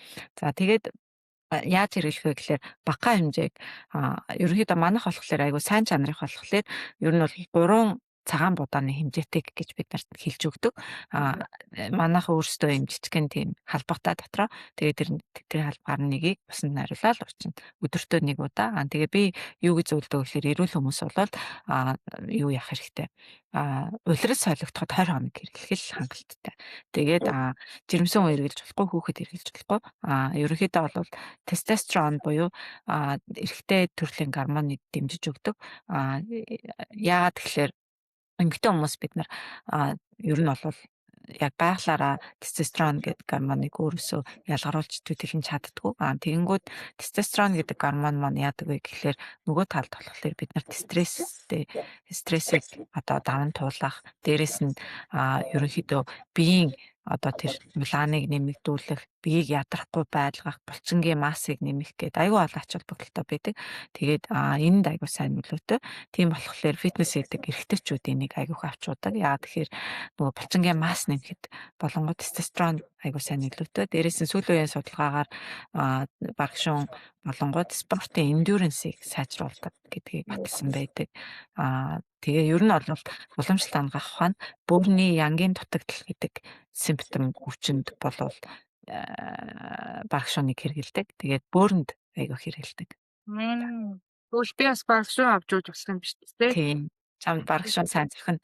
Яагаад тэгэхээр ер нь бол төмрийн дутагдaltaй байна гэдэг маань эрдцийн дутагдaltaй хамгийн ихний шинж гэдэг. Тэгэхээр барагшуун бол ерөөсөө Монгол барагшуун төмрөөр үнэхээр баялаг. Чи төмөрт анхаараа авахлаар тэрийг өөрөө нөгөө нэг абсорб хийж чаддгүй байхгүй. Тэгэнгүүт фолик acid-тай байгалийн барагшууныг бол ерөөсөө илэг тэгж юу яахгүйгээр ачаал авахгүйгээр маш сайн өөртөө шингээж чаддаг. Барагшуун нэг жоохон санаа амттай шиг би нэг удаа хөлөө гэмтэх хэд лууж үзчихсэн байхгүй юу? Тэгээд дээр нь бурам хийгээд ч юм уу ууж болох уу? Бурам хийж олно, зөгийн бал хийж олно, сүйтэй ууж олно. Тий. Сүйтэй сууж болдог тий. За бүтэн ингээд гайхалтай сайхан зөвлөгөө авчлаа. Тэгээд манай үзэгчид ч гэсэндээ бас бид хоёрын ярианаас их юм сурч авсан байх гэж бодож байна. Тэгээ ер нь бол хүн болгоны бие өөр юм давтагдашгүй юм гэдгийг бол та ихсэн хэмлээд байх шиг санагдаад байна л да надад. Тэгэхээр бүх хүмүүст ингээд нэг хамарсан энэ нь бол сайн шүү. Энийг л уугаад энийг хэрэглээрээ биш. Ямар одоо бадгалтай тийм юу юм уу, хий юм уу, шар юм уу гэдгээсээ эсвэл бол хаана амьдарч байгаагаас гэх мэтчлэн ингээд хүмүүсийн биеийн мөн улирлаас хамаарат ингээд янз байдаг гэж би ойлголоо л доо. тий. Зөв байна. Тэгээд сүүлийн нэг асуултыг асуухад одоо энэ хаана ч гэсэндээ дэлхийн хаана ч гэсэн стресс гэдэг асуудал маш их байдаг гэсэн тий. Тэгээ би таныг ингээ тантай ингээ анх уулзахад нэмэх гоё нүүрнэ гэдэг цаанаасаа ямар ч бодоггүй мөртлөө юм гэрэлтсэн. Одоо ч гэсэн ингээ гэрэлтсэн байна л да. Тэгээд ийм мишээсэн тийм айгүй стресс багтаа хүн шиг санагдсан баггүй юу. Тэгээд ер нь энэ стрессийг яаж багасгах вэ? Тэгээд хоолоороо бас энийг ингэж зохицуулах арга байна уу? За, стресс болохоор уламжлал ангах хонд ер нь бол Америкт ярьдаг штэ anxiety нөгөөх нь болохоор depression гэх хоёр асуудал байгаа. За, энийг болохоор уламжлал ангах хонд anxiety нь халууны төрлийн өвчин, depression нь хүйтний төрлийн өвчин гэж хувааж байгаа. За, тэгээд anxiety ерөнхийдөө байна гэдэг маань юу гэсэн үг вэ гэхлээр ер нь биед хит их хүчил байна, халуун байна гэсэн үг. Тэгэхээр хүчлийг багасгах, халууныг бууруулах хүйтэн төрлийн эмийн урамлууд маш сайн таардаг. Энд одоо жишээ манай Амогийн Daily Detox Tea буюу өдөр тутмын хоригжуулах цай гэдэг Монголд ч зарагдж байгаа, Америкт ч зарагдж байгаа энэ цайнд ордог одоо балжин гарам, улаан үзэм гэдэг ийм ургамлууд болохоор яадаг вэ гэхээр биеийн одоо хит халууныг дарж өгдөг, илэгний халууныг дарж өгдөг. За, илэгний халуун ихтэй хүмүүс. За, монголчууд нөгөө махыг идээд байгаа болохоор илэгний халуун ихтэй байдаг. Тэгээ илэгний халуун ихтэй хүмүүс амар ууртай. Өөрөөр хэлбэл энэ одоо эмоц гэдэг зүйл чинь бидний биед хормон төдөд юу одоо chemical ялгаруулдаг аахгүй юу? Тэгэнгүүт ерөнхийдөө бол уурлах гэдэг мэдрэмж маш хурдан биед хүчил ялгаруулдаг. Тэр хүчил хаанаас ялгардаг вэ гэхээр голдуу цөсний хүчил, илэгний хүчил, илэгний хавцаа ялгардаг. Тийм учраас яах вэ гэхээр ерөөсөө элэг цөсөө одоо тэр anxiety-тай байгаа хүмүүс элэг цөсний одоо цөсний өтгөрөлтөө илэгний халуунтай гэсэн онштой бол тэрийг эмчдүүлэхгүй бол тэр нь стрессийг нэмэгдүүлнэ. Стрессээ эмчлэхгүй бол бас тэр нь нөгөөтгтөө нөлөөлнө. Энд чинь ингээ хоёр талтай байхгүй. Одоо нэг цөсний хоёр тал гэсэн үг. Яг тийм байдаг. Тийм болохоор одоо ер нь бол стресс ихтэй хүмүүс айгүйх хотоодны асуудалтай байгаа. Тэр хотоодны асуудлууд хотоодоо эмчлэх хэрэгтэй эмийн урамлаар давхар нэмээд өөрийгөө ажиглах хэрэгтэй. Тэгэнгүүт эдгээр чинь бол ер нь бол уламжлал ангах хаанд бүх өвчний нөгөө суур нь болохоор сэтгэлээс үүдэлтэй. Бусад одоо тэр бидний идэж ууж байгаа цаг агаар те одоо нөгөө хийшаар бадганы тэнцвэргүй байдал гэдэг зүр нөхцөлдүүлэх чинь condition. Тэгэхээр яг энэ юу байгаа хгүй. Тэр суурийг анзаарах хэрэгтэй, давхар нэмээд condition буюу нөхцөлийг сайхан, орчныг сайхан цэвэрлж өгөөд орчныг friendly болгож өгөх хэрэгтэй шүү дээ. Тэгэхгүй бол асуудалтай байгаа. Тэгэхээр стресстэй хүмүүс ер нь л илэгдсэн дээр хамгийн түрүүнд анхаарах хэрэгтэй, хотоодн дээр анхаарах хэрэгтэй. Дээрэс нь одоо жишээ нь юу идэг шүү дээ. Бидний хотооднд 1.1-ээс 2 триллион ашигтай ашиггүй бактериуд амьдарч байгаа. Тэр бактериуд маань микробиом гэдэг. За, тэр бактериуд маань бидний шийдвэр гаргалтанд нөлөөлждөг. Тийм болохоор хэрвээ та хотоодтой эрүүл зөв хооллолдог бол таны шийдвэр гаргалтад сэтгэл гэдэг зүйлд чинь, тарих гэдэг зүйлд чинь шууд нөлөөлдөг. Тийм болохоор яах вэ гэхээр ерөөсөө эрүүл зөв хооллох хэрэгтэй. Тэгжил зөвлөмөр. Харин тийм би бас сахнаас ойлгож авсан зүйл бол хүний ходоод гэдэг чинь хоёр дахь тархи юм байлээ шүү дээ. Тийм шүү дээ. Тийм билээ. Тэгээ ходоодонд бас яаж мэдэрч байгаагаас хамаарч хүн шийдвэр гаргадаг байлээ. Эмоц сэтгэл зүйд нөлөөлдөг байлээ. Тэгээд ходоод гэдэг бол маш чухал гэдгийг би маш сайн ойлгосон. Тэгээд танд маш их баярлалаа. Үнтэй юм сайхан зөвлөгөө өгч бидэнд одоо үзэгч сонсогчдтай минь хуваалцсан. Тэгээд эрүүл мэнд гэдэг бол юм ганцхан ийм ойлголт биш юм байна. Энд чинь хүнд ч одоо 3 төрлийн бие байна гэж тий. За тэгээд хоол хүнсний тухай одоо маш энгийнээр та тайлбарлаа л та. Ингээд маш ойлгомжтойгоор тайлбарлалаа. Тэгээд бидний өдөр бүр ингээд өөртөө гаргаж байгаа юм жижиг сонголтуудын нийлбэр нь биднэр болж хуурд юм байна тий гэдгийг маш сайн ойлголоо. Тэгээд хэрвээ та манай үзэгчид энэ дугаараас хэрэгтэй мэдээлэл авсан бол тэгээд найз нөхөд мөн гэр бүлийнхэнтэйгээ хуваалцаарай. Мөн өөрийгөө хайрлах аялалдаа хамтдаа аялахыг хүсвэл өөрийгөө хайрлах подкаст болон манай сошиал хуудасуудыг дагаарай. Мөн манай хулан ихчийнхаа би нөгөө Facebook page юуг нь бас энэ подкастныхаа доор ингээд description хэсэгт оруулчихна. Тэгээд та бүхэн маань бас дагаад бас холбогдож олно тийм ээ. Тантай яаж холбогдох вүлээ? Гэнээрээ. Ерөнхийдөө би нөгөө Америкт байгаа хэрэглэгч нарыг л авч байгаа. Монголд болохоор манайх Amo Mongolia гэдэг Facebook page-ээр холбогдоод цаг аваад эмчид үзүүлээ зөвлөгөө авч олно.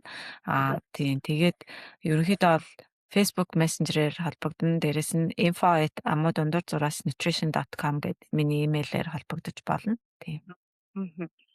За тэгээд тань маш их баярлалаа. Үзэгчтэй дараагийн дугаараар дахин уулзцгаая. Өөрийгөө хайрлаж, өөртөө анхаарал тавьж, эрүүл энх байгаарай. Баяртай. За баярлалаа. Баяртай.